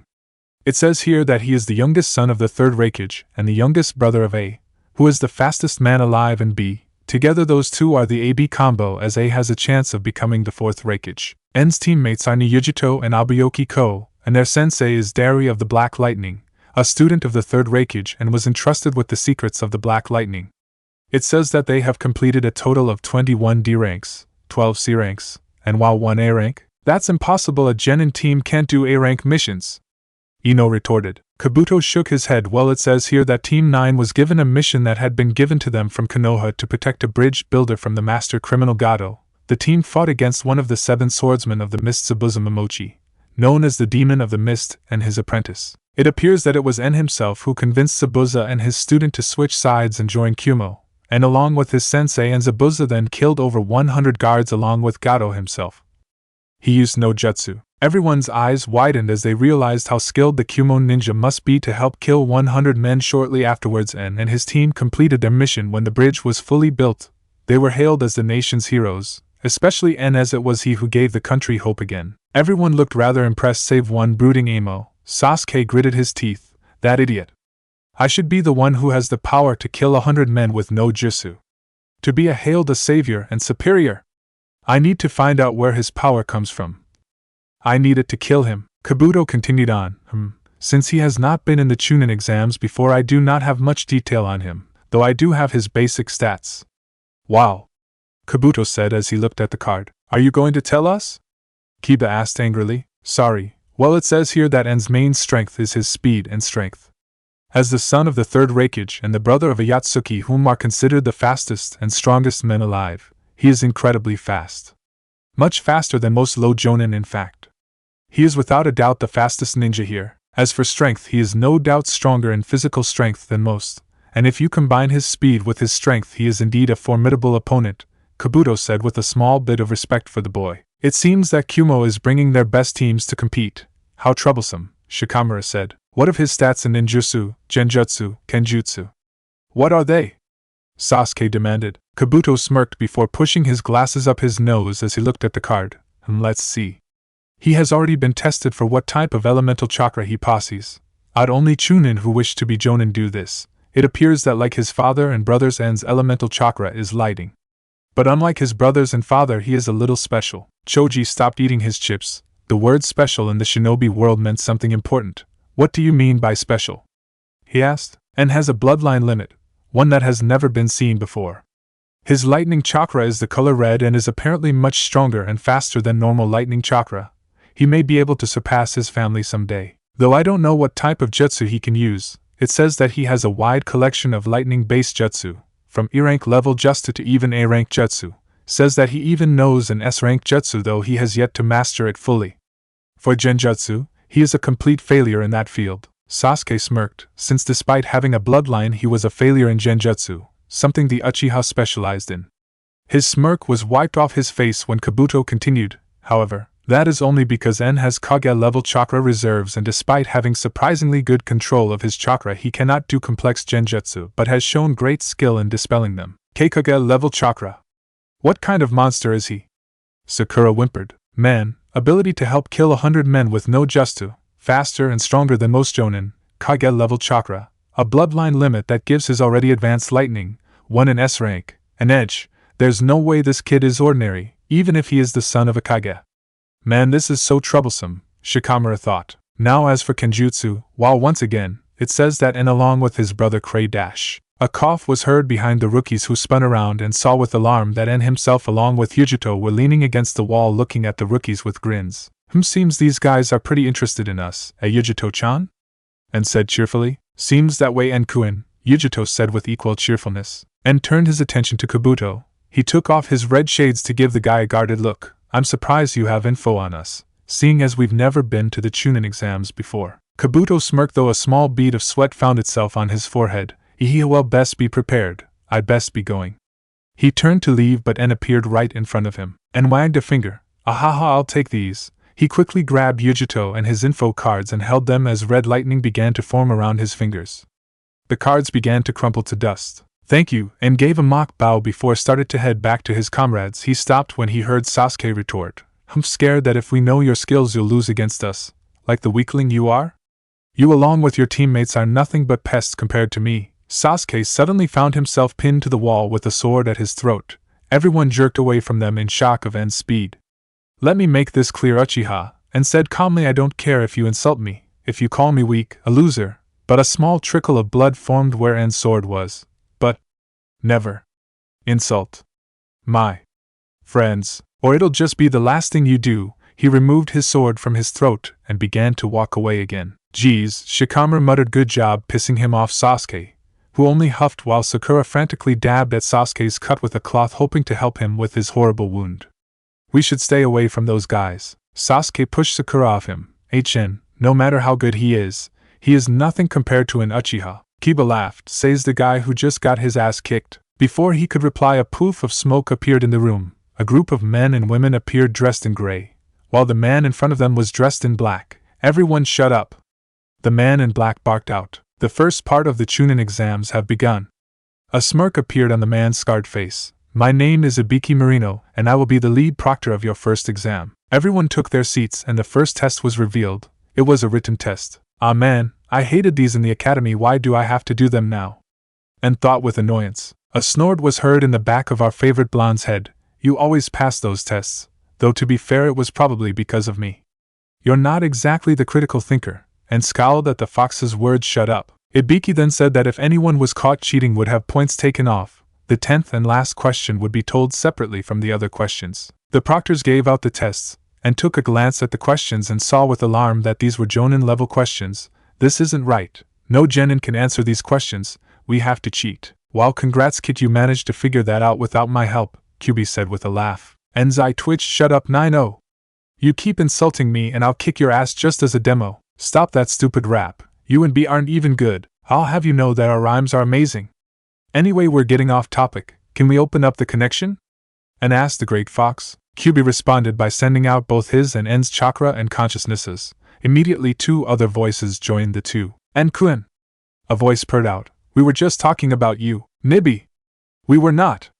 Yujito's voice rang in N's head, and sent out a mental image of himself grinning. Hey you guys, man, it's been a while since we used this, huh? What they were using was a jutsu of sorts that abduction or Jinchuuriki can use. If there is another abduction or Jinchuuriki around them, they can send out their consciousness and the minds would connect. Instant telepathy. The Jinchuuriki often used this when they trained in the caves so they could talk to each other if they weren't in the same room. It was pretty handy for missions too. So have you guys figured out any of the answers? Yujuto asked them. Only question 7, name the algorithm of the void encampment seal, pretty easy for me, and said. That's because you're actually good at sealing Enkuen, Yujuto said. I know I'm just that amazing. Kit's apparent genius in sealing aside, you may want to finish the test now, though how you'll get it to your teammate I don't know. With the help of their Bjn and Yujuto easily wrote down the answers. All around them other teams were caught cheating and left the room, and nodded slightly to Yujuto. He casually leaned backwards on his chair as he pretended to examine his paper. He moved his hand to scratch his back but instead slowly moved one of his swords out of his sheath slightly. The paper reflected in the sword and bounced off of Yujuto's sword, who moved it so the light hit KO's eyes. He realized what they were doing and moved his sword out of the sheath slightly, and was able to copy the answers down. Team B seemed to be doing fine. Samui was a genius and probably knew all the answers and managed to relay them to her team. The hour passed by as Gen and team after Gen and team were forced to leave the room as they were caught cheating. Finally, it was time for the last question. Ibiki stepped forward. Alright, you brats, it's time for the last question, but this rule has a few extra rules. Rule number 1, you have to choose to either answer the question or don't. Temari stood up from her desk. That's stupid. Why would we not answer the question? She demanded. Ibiki smirked darkly. Because if you get the question wrong, you will never be able to take the exams again. You will be genin forever. Kiba stood up and pounded his hands on the table. That's crazy. You can't do that. He yelled as other genin yelled their agreement. Quiet. Next rule, if even one of your teammates gets the answer wrong, your entire team will remain genin. Ibiki glared at all the genin. You have 2 choices. Take the question and either continue on or remain eternal genin, or you can leave and come back to the next exam. The genin froze, and then one person slowly got up and said he couldn't do it, and he left the room followed by his teammates.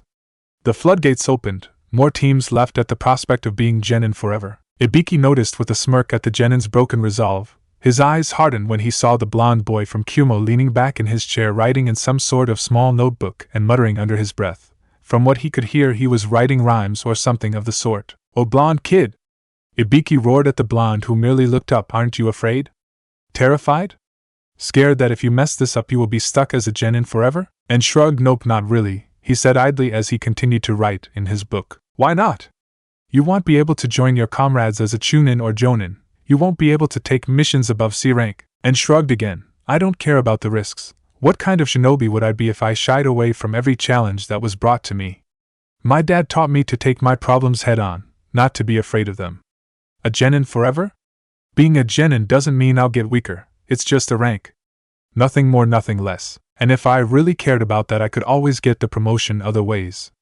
A true shinobi can't give up when it gets tough. How can we do missions if we are scared of hardship? So, give me your all. I'll take you down myself. And declared as glared at the man with his arms crossed. Ibiki noticed all the remaining genin had been inspired by En's speech. Very well. He leaned forward menacingly. You pass, he said. Temari stood up. What do you mean we pass? What about the 10th question? She yelled over the noise of the talking genin. There was no 10th question, or if you wanted to say that was the 10th question, he gestured towards En. Blondie here got it. You are shinobi. If you are given a mission you do not like or there is a chance you will die, do you refuse? No, a shinobi is a life of sacrifice. You are tools used by your kage to make your nation strong and your people safe. Then what about the other 9 questions? A genin yelled as Ibiki nodded his head at the question. Those were to test your information gathering skills. In our line of work, information is power. You'll sometimes be asked to locate secret materials or spy on a target and make plans based on that info. If your intel is faulty or lacking, then your plans may be unraveled. If you're caught, then the enemy can make counter plans or feed you false information. A good shinobi can find the required information and do it without getting caught. Congratulations, you have passed the first exam, Ibika announced, and all the genin cheered. All of a sudden a crash came from the window, and suddenly a banner appeared obstructing Ibiki. The banner read the sexy and single proctor of the second exam, Mitarashi Anko. A woman with dark purple hair and wearing fishnet clothing with a trench coat appeared. Many of the boy genin gaped at the lack of clothing while the girls glared at her, either for her revealing attire or the fact they didn't have that body, and laughed, and quickly scribbled something in his rhyme book. He held it up to show the number 9. The woman pouted. Only a 9? You should have done some explosions, and grinned. If you don't do that, then your whole act will just implosion. Enko, you're early, Ibiki grumbled as he ripped the banner off the wall. The now known Enko pouted. I'm sorry, Ibiki.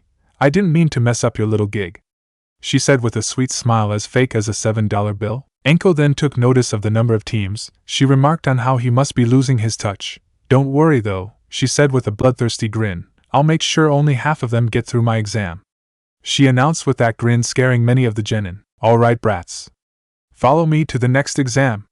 Enko promptly jumped out of the window. Everyone stared in shock of the crazy lady before and jumped up. Alright. Time to kick some ass. He then promptly jumped out of one of the unbroken windows, causing the glass to scatter everywhere. Ko sighed and glanced at Yujito. Shall we? Yujito nodded. The two jumped out of the window in pursuit of their eccentric teammate, Team B not far behind them. All the other genin hurried after them. Chapter 17, The Forest of Death, and arrived first at the gate of the chain-link fence. His teammates soon arrived along with Team B. The rest of the wannabe Chunin slowly came and looked at the giant trees behind the fence and whistled. Man, those are some big-ass trees. He muttered, I doubt you can live there with ease. He commented as he heard the shrieks and howls of various animals, none of them friendly and sounded pretty big, echo through the dark and creepy trees. Enko, as crazy as ever, merely smirked as the genin crowded around her. Alright you brats, she yelled, welcome to Training Ground 44, or as most jonin call it, the Forest of Death. And noticed Sakura taking a gulp when she heard the name. Enko grinned, you'll soon find out why, and leaned to Yujito. Forest of Death, eh? He whispered, this could be a good place to get ready for Nigame Island. Let's see what spooky crawlies are in there. I'll pound them. Yujito sighed, I really hate your rap sometimes, she whispered back. Enko had noticed and whispered something to En. With moves so quick the genin could not follow, she launched a kunai at En's cheek.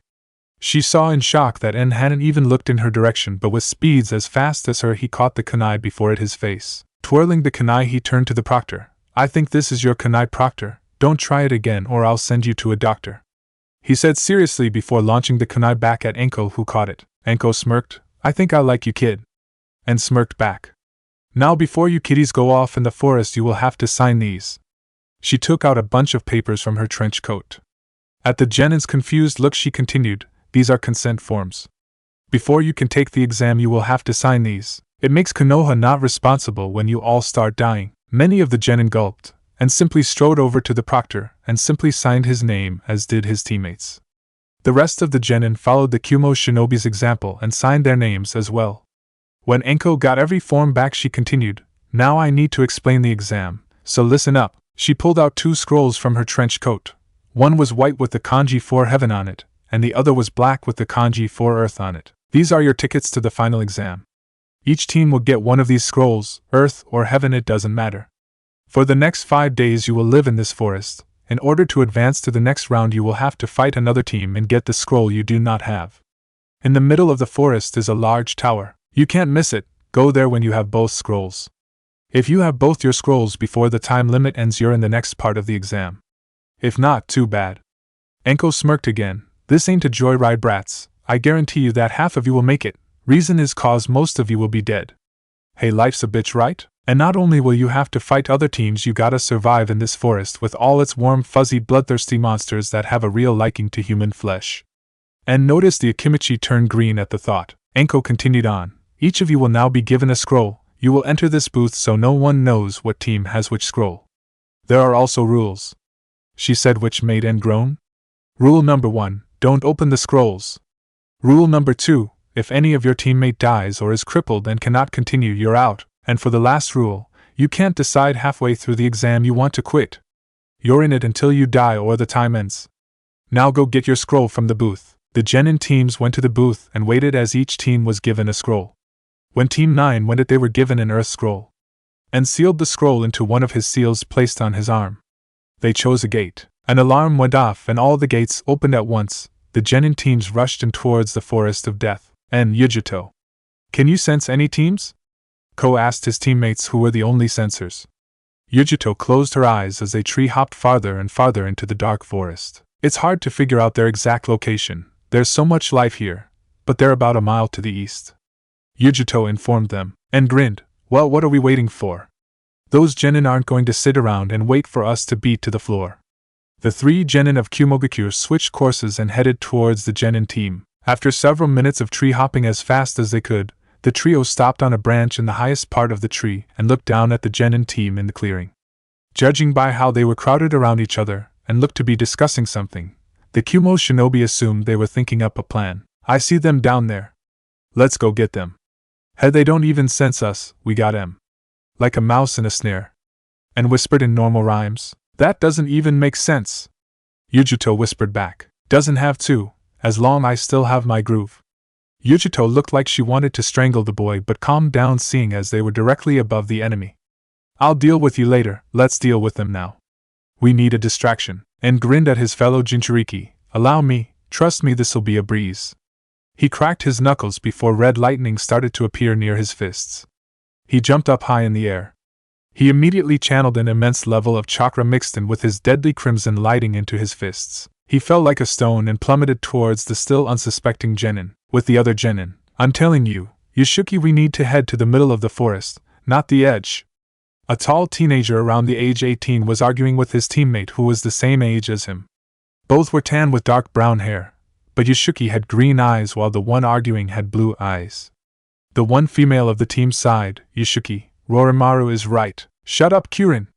I'm saying we should go to the perimeter, Yushuki angrily said. They all had IWA headbands on their foreheads. Kurin was about to reply when a shadow appeared on her. Glancing up, she saw with a start something coming at them. Fast. Move!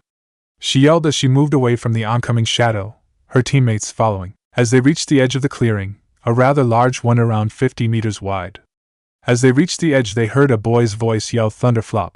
1. As soon as the thing hit the ground, immediately a large crater began to form as a huge amount of red lightning burst out of where the thing had landed. Huge amount of earth and lightning came at them, easily tearing through the large trees with ease. Yushuki had erected a large stone wall as the thing hit the ground where they both hid behind it. Even then it was easily torn apart, and they all received wounds, but they weren't life-threatening. Coughing slightly at the dust caused by the attack, they saw with shock that the entire clearing was now a large crater, and there in the center was a blond boy around the age of 13. The boy grinned. Yo! Kurin and her teammates immediately got at the edge of the large crater. Yushuki immediately threw several kunai at the boy. The boy did nothing to stop them, and when Kurin actually thought they were going to hit the boy, several clangs rang in the air as the kunai fell to the ground. A blonde girl was in front of the boy with a kunai in her hand. She was obviously the one who stopped the kunai. Yujito glanced around at the large created by her eccentric teammates. And Kuin, when I said distraction, I meant throwing a couple kunai or something, not destroying the whole clearing, and rubbed the back of his head sheepishly. Sorry Yujito-chan, but you know me. I ain't the type to do small stunts, can't you see? Ko appeared beside his teammates. He looked calmly at the IWA ninja. I would hand over your scroll if I were you. In your dreams, Kumo trash. Roromaru yelled. Yushuki smirked. It seems you guys picked the wrong people to fight. I'm looking forward to killing you, Blondie, he said, pointing at En. You look like that bastard Flash. Your death is going to painful. En and Yujito's eyes widened slightly at the mentioning of En's real dad, and turned towards his teammates. I don't know about you guys, he said jokingly, but I don't think it's us who dies. En's expression turned serious. Since I doubt you're going to hand over your scroll, we'll take it from you like we were taking a stroll. Roromaru quickly went through some hand seals before yelling water style. Water drizzle shots. Water came out of Roromaru's canteen and formed into small water bullets which shot towards the Kumo shinobi still in the center of the clearing. Yujito formed a single seal before saying, fire style, fireball justu. A large ball of searing flame came from Yujito's mouth and easily evaporated the water bullets. The trio from the cloud rushed forward, each going to their decided opponents. En went to Roromaru, Ko went to Yushuki, and Yujito went to Kurin. With En and Roromaru moved a while away from the others. Roromaru smirked. You think you can take me? He asked arrogantly. En smirked as well. I don't think I know. This fight will be easy, my chakra levels won't even get near the brink. Roromaru's eye twitched at En's rap. He yelled, I'll kill you! Before he went through several hand seals, water style, water bullets. Several large blobs of water sped towards En. The water hit where En was. Roromaru smirked, but that was wiped off his face as he saw that there was no dead En. His senses yelling that he was in danger, he quickly moved to the right. A good thing, since En's lightning-covered fist hit where he had been several seconds later. Roromaru's eyes widened as he realized how fast the kid was. I have to keep him at long range. he thought. He took in a deep breath, water style, fog breath. He exhaled and large amounts of fog spilled out of his mouth until the whole area where the two were was hidden in the fog. Roromaru immediately fled the area, looking for more water. He quickly found a small pond. He stood in the middle of it waiting for En to appear. En appeared a few seconds later, and smirked. Since you seem like the person who only uses ninjutsu, I'll just use ninjutsu as well, at least until I need to go in for the kill, he said in his normal rhymes. En's hands sped through multiple hand seals. He held up his palms so they faced Roromaru, who watched with slight nervousness the large amount of crimson lightning that was gathered at the blonde's hands. Raiton, lighting beam strike. A large beam of condensed crimson lightning shot out of the blonde's hands and moved quickly towards the IWA ninja. Roromaru quickly tried to dodge the beam. It worked in a sense. Instead of the deadly beam piercing his heart, it hit him above his chest, hitting tissue and muscle. He howled in pain as a great charred wound appeared by his right shoulder and above his chest. Roromaru growled slightly as he got a bandage wrap from his pack and quickly wrapped it around his wound, and patiently waiting. And wanted a fight. He wanted to drag this fight for as long as he could. What the point of the Chunin exams if you didn't kick ass? You're going to pay for that. Roromaru's right hand fingers were twitching slightly, but with effort he managed to bring his hands up for another set of seals. En's eyes narrowed slightly, though you couldn't tell since he was wearing his shades. He recognized those seals anywhere. Roromaru smirked as he finished the set of seals. I know you're a lightning user. I have the advantage. You can't use your precious lightning without getting electrocuted by my water. I will win this. You do realize you have a giant hole in your chest from my lightning attack, right? I'm pretty sure I'll win this fight. And said with a deadpan. Roromaru gritted his teeth. I won't lose to Cloud Trash. Suetun, Water Dragon Jutsu. A large dragon erupted from the small pond Roromaru was standing on. It coiled protectively around Roromaru before turning its bright yellow eyes on En. The dragon screeched and flew towards En. Oh, En thought as he saw the water dragon coming at him. He jumped backwards into the air as the dragon crashed into the ground where he had been moments before. En, still flying backwards, landed on the trunk of the tree thanks to his chakra. The dragon of condensed water slowly coiled from where it had crashed in the ground. It quickly shot itself at En with its jaws wide open. En's hand wandered to his pocket. He quickly brought out a couple of kunai with explosives tags on them. He flung the kunai at the dragon and the first went through the dragon's mouth, quickly followed by the other. The water dragon was instantly destroyed as the tags went off, and landed on the ground as he and Roromaru felt the water from the water dragon hit them like a heavy rain. En smirked. Your time is up, it's my time to shine. He formed 3 hand seals, hidden mist jutsu. The water from the ground that had once been the water dragon condensed into a heavy mist. Roromaru grew nervous as the mist spread everywhere. He couldn't even see more than an arm's length in front of him. He quickly got out 2 kunai and held them in each hand. He jumped in surprise when he heard En's voice directly behind him. Looks like you won't win this fight. I learned this from Nobrow-sensei. En said behind Roromaru. Roromaru flung a kunai where the voice came from but didn't hear it hit anything. All of a sudden a cut appeared on his chest. Then another, and another. The mist ended and it revealed En standing over the body of Roromaru. He searched around for the scroll and found a heaven scroll in Roromaru's pocket. Thanks, he said cheerfully, but then a large explosion made him hurry back to his teammates. Ko and Yashuki. Ko watched out of the corner of his eye as En and Yujito went separate ways, each fighting their own opponent. His opponent Yashuki stood in front of him grinning. Yashuki slowly unsheathed his sword. I've been rearing for a fight. Looks like a bunch of greenhorns stumbled in our way. Don't worry, I'll make sure your death is slow and painful. Ko's eyes narrowed as he unsheathed his own sword. I'm afraid I can't take up your offer, TCH. Once I'm done for you, I'm going to kill that bastard who looks like the Flash. Wipe that grin off his face as I ram my sword through his heart. Yashuki stated. I won't let you hurt my friends. You're going to die here. Ko charged forward. Yashuki following his movements, both jumped in the air. Their swords clashed together midair. Ko using the momentum kicked Yashuki in the chest, making the IWA genin fly backwards into a tree. Ko back flipped and landed on the ground without a sound. Yashuki growled as he removed himself from the trunk. He leapt forward again, Ko following. The next few minutes were a battle of the sword. Ko leaned backwards as Yashuki's sword sailed over his head.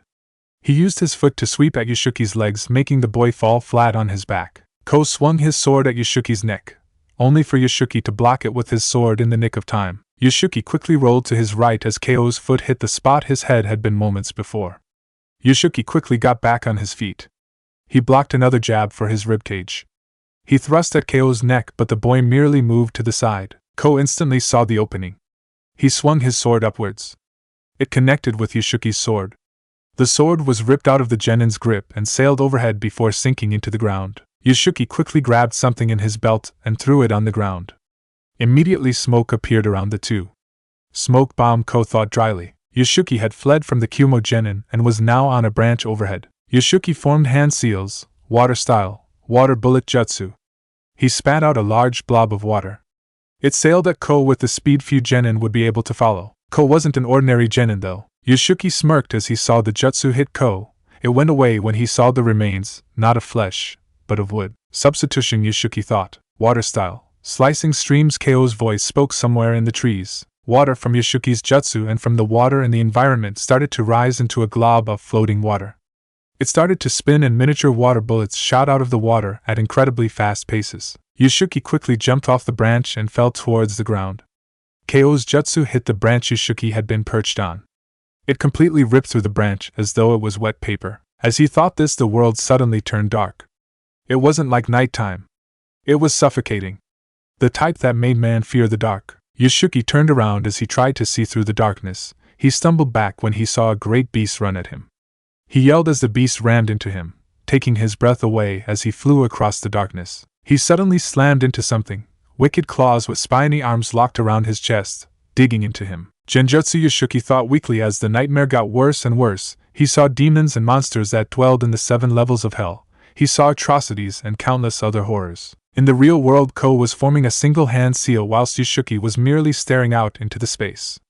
With his free hand he grabbed his sword and ran at Yoshiki. Ko stood up as Yoshiki's body was sliced in half. His eyes widened when he saw that Yoshiki's body had turned into a sliced log. Yoshiki stood next to the log smirking. How? Ko started before he noticed Yoshiki's hand gripping a kunai stabbed in his leg. Did you honestly think a genjutsu would kill me? Yoshiki demanded as he started to form hand seals again, Ko following his example. Ko paused momentarily at the question. Well, yeah. Yoshiki's sweat dropped before he finished his hand seals swayed on, rushing torrents. He yelled as he slammed his palms on the ground. The earth cracked and a large 20-foot wave of water came out and rushed at Ko, Yoshiki riding on top of the wave laughing as he watched Ko running away. Ko cursed as he ran away from the huge torrent of water. He idly noticed that any trees that were in the way of the water was immediately dissolved. Joy, Ko thought sarcastically. Ko's hand wandered towards a pocket in his armor. He quickly got out a scroll that En had given him. He jumped in the air, and as he moved in the air he flipped backwards so he stuck on the trunk of a large tree facing the oncoming torrent. He quickly unfurled the scroll, showing a complex and intricate seal pattern. Fuin, Dance of the Phoenix. A huge arc of intense blue fire sprang out of the scroll. It flew towards the wave and didn't even stop when it hit water. It continued on and on for another good 30 yards. Ko dropped back down to the ground. He glanced at Yoshiki's charred body and decided to go check up on his teammates. With Yujito looked in the corner of her eye as both En and Ko slowly left the giant crater En had made for their entrance. Only her and Kyurin were left. The only sounds were from the fights of both En and Ko. Kyurin's hand twitched. That was the only warning before Kyurin rushed at her with her fist cocked backwards aiming at her face. Yujito dodged the blow and moved for a roundhouse kick.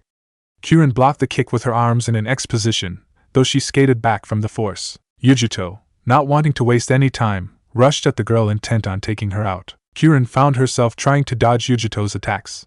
It was hard even if Kyurin was one of the more powerful genin in Kumo. Yujito's taijutsu was using swift and precise hits that was capable on breaking bones or death if she hit a major organ. She could tone it down so she could knock someone out though. Kyurin could easily tell the girl fighting her was strong. She found out when she was losing ground as she tried to evade the punches, and when she backed up into a tree she immediately dropped into a crouch and rolled out of the way as Yujito's fist punched the tree, making it crack and a chunk of the trunk ripping off. Yujito immediately kicked forward. Her foot caught the girl in the chin. Kyurin flew backwards and landed on a different tree with a small thud. Kyurin quickly moved out of the way as a hail of kunai struck the trunk where she had been moments before. Kyurin quickly went through a series of hand seals and she slammed her palms on the ground as she yelled Earth style. Rock spikes. Yujito quickly jumped in the air as a giant and deadly spike of earth erupted underneath her. She landed on the spike and quickly moved again as another spike spouted out of nowhere. Yujito cursed as she continued to dodge the giant spikes that appeared within seconds of each other. She quickly formed 2 hand seals, Katan, Fireball Justu. And she blew out a large fireball that hurled towards the IWA genin, successfully destroying any spikes in its ways. Kyurin formed 2 seals Doton, Earth Wall.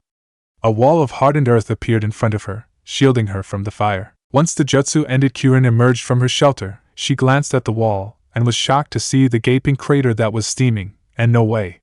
That was my strongest defense, and even then it barely made it. Kyurin thought in shock. Kyurin was brought back to reality when she saw Yujito rushing towards her. She quickly threw multiple kunai and shuriken. Yujito easily dodged them but gave Kyurin enough time to unsheath her daggers. They were like long kunai.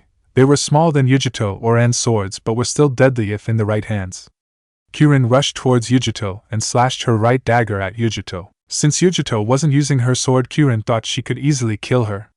She was completely shocked as Yujito's nails grew long in the span of a second to a deadly size. Yujito's claws easily held their own against Kyurin's dagger. Yujito quickly pushed Kyurin, who stumbled backwards. Yujito immediately took advantage of this and slashed at the girl with her claws. Kyurin gritted her teeth as a large cut appeared on her shoulder. I thought you and your teammates were going to get rid of the Kumo trash. Yujito taunted. What happened to that? Kyurin's eyes narrowed. Shut up, bitch. She rushed back towards Yujito, slashing and stabbing at the female Jinchuuriki in a wild frenzy. Yujito dodged every attack. Because Kyurin was angry due to Yujito's taunting, she left more openings and her attacks were sloppy. When Kyurin's attacks started to happen less and less, Yujito took the advantage. Cat strike! Yujito did a deadly barrage of slashes and stabs at the IWA genin, who stood no chance against the Nibi Jinchuuriki. Kyurin fell to her knees. As Yujito stood over her, Kyurin looked up at her opponent. I won. Yujito stated as she prepared for the last strike. Kyurin chuckled slightly, making Yujito pause in curiosity. If I'm going out, Kyurin whispered, then you're going down with me. She ripped off her jacket. Yujito's eyes widened in alarm as she saw hundreds of exploding tags placed all over the girl's shirt and body. Kitten, move! Nibi yelled as the tags started to glow. Shit! Yujito quickly shoo-shined away and pelted out of there. She was just in time as Kyurin exploded. The area they had been fighting was destroyed from the blast of the hundreds of exploding tags. Yujito sighed in relief. She perked her head when she heard En's familiar voice. Yujito-chan. He called as he appeared out of the underbrush of the forest. Are you alright? He asked with concern. Yujito smiled. I'm fine, Enkun. She wasn't much trouble, though that last attempt was a surprise. She admitted. What about you? And gave his familiar goofy grin. What do you think? That rock guy was a warm-up. I'm ready for the real fights.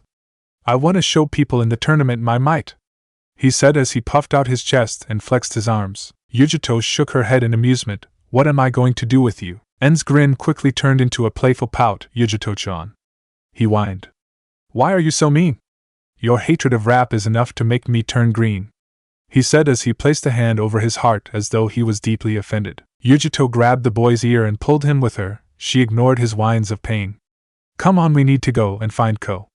She paused and turned pale while En grinned. Yujito whacked her friend on the side of the head. Damn it!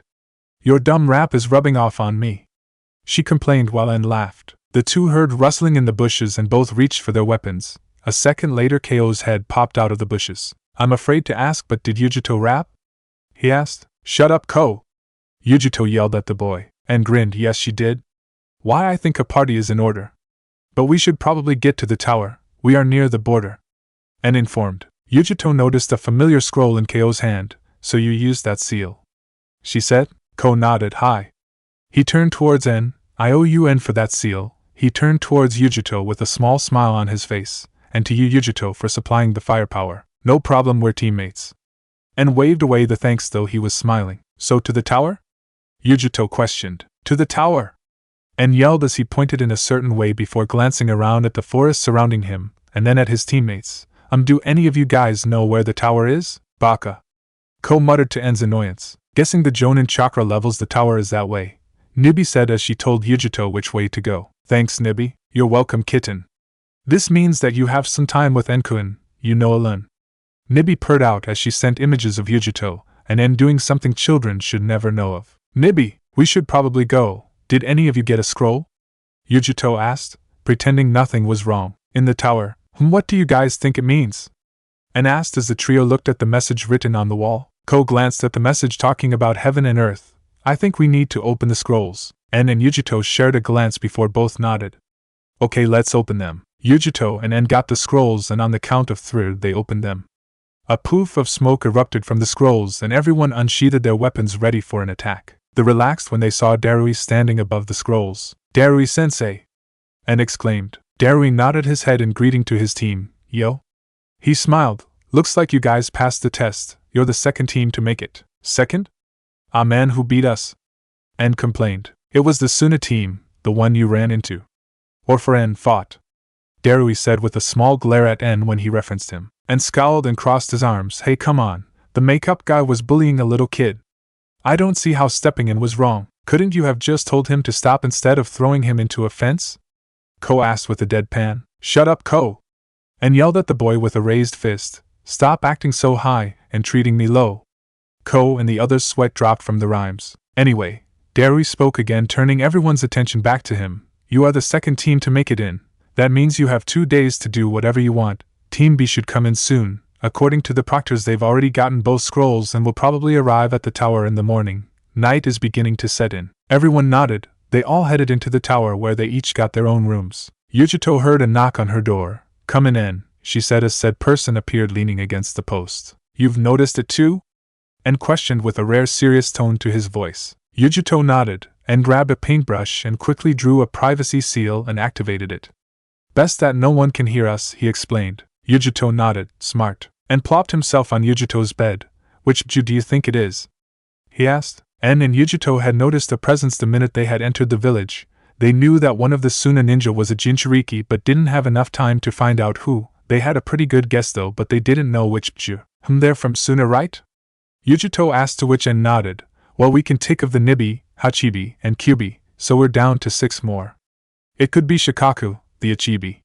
He's a Sand Ju. Makes sense for Suna to have him. Should we risk it? En asked. We can get B in the link. Q can probably tell us who it is. Yujito nodded her head. Both En and herself closed their eyes and concentrated, looking for B's chakra. It was easy to spot him due to his large chakra reserves and his chakra being so familiar to them. B immediately sensed their consciousness and opened up his mind to them. Hey bro, missed too, how's a hanging? B's voice rang through everyone's mind. We're discussing the Ju we sensed. I'm guessing you did as well? Yujito questioned. Yep, which Ju I can't really tell, but I bet if we think about it it'll ring as a bell. B said in his normal rhymes. Shut up, B. Let's just ask. Everyone felt their thoughts twist and turn, and suddenly all 3 of them appeared in their shared mindscape. And scrapped his foot across the ground. Man, no matter time I've been here before, I still can't get over the floor. He said. The reason for that was because the mindscape was split up into 3 parts. On one side it was a dark pine forest with the floor completely covered in pine needles. Snow covered the tops of the trees and parts of the ground. The time there seemed to be at everlasting twilight. Another piece of the mindscape was yet another forest. But instead of being of pine, the trees were a mixture of oaks, holly, maple, and birch trees. The floor was mostly dirt and grass with a few leaves scattered here and there. A large lake was centered in the middle of the landscape. The time there was daytime. The final landscape was not a forest. It was instead a large cliff that was next to a large ocean. The ground was mostly rock with a few pebbles and a mixture of white sand. A sunset was beginning to happen, making the sky a brilliant gold and red in that area. While the different biomes were a sight to see, it was what was inside the forest/ocean was important. A small flicker of flame appeared through the dark pines. It slowly got bigger and bigger until the 3 saw the 2-tailed cat in her full glory. Unlike her Ju brethren, she was the only female, and did not have a physical body. She seemed to be made of brilliant blue flame, which, with her piercing amber eyes, were easy to spot from the darkness. In the ocean below them they could hear the waves crash into the ocean, but they heard a rumble that sounded like thunder.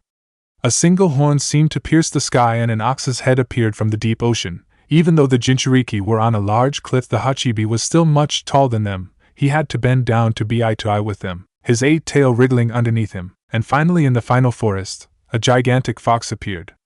His red eyes gleamed and his 9 giant tails moved of their own accord.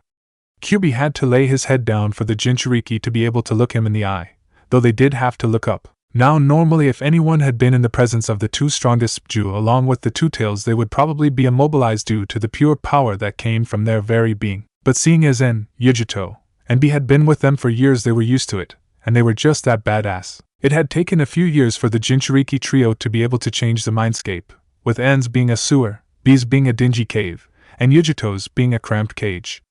Though the gates were gone, their seals were still as strong as ever. Nibi, Hachibi, and Kyuubi had a collar and a long chain with their respective seals drawn on it. We were waiting for you guys to come. I'm guessing you're not too much of an idiot and to realize that there is another Jinchuuriki in the playing field? Kyuubi questioned. Hey! And yelled indignantly. So which J is it? Yujito asked. Shikaku. The Hachibi replied deeply. Yujito shot a triumphant smirk. Told ya. I never denied it, and defended himself. You should be careful, Kyuubi warned. He may be the weakest of us all, but he is the most bloodthirsty. Just because you have us doesn't mean that he'll back off. If anything, it will make him want to kill you more. Sounds like a lovely person, but seeing as how we're all pretty strong, I doubt this threat will worsen. And commented with B nodding his head in agreement. You should still be careful. Imagine what Yujito will be like if you aren't there. Who will comfort her? Help her? Make love, Nibi started. Nibi! Yujito yelled at the giant cat, who merely grinned at Yujito's blush. Eh? And looked at his brother. What are they talking about? He asked, where B and the Bju sweat dropped at N's innocence. Yujito was still yelling at Nibi for being a pervert. Sometimes I can't tell if it's a blessing or a curse for your innocence. How can you not get the dirtiness through your conscience? B asked. Kit's idiotism aside, Kyuubi spoke again, ignoring N's indignant reply. I think it best you keep an eye out for your fellow Jinchuuriki. I think we should help him. And said, you guys saw it too, right? His eyes, they tried to hide it, but I can still see it. So full of pain and hatred, eyes that want everything to die. He shivered. He must have had a horrible life. We need to help him see the light. I agree with little bro, B said sadly. We may not know him, but to not help him would be low. Yujito, for once, did not seem to be annoyed by her friend's eccentric rap. It'll take some work, but I think we can do it.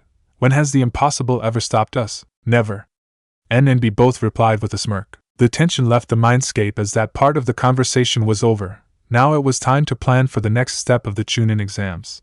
Since my pupil have yet to come, I think it best that I help you guys learn some awesome jutsu. You're welcome.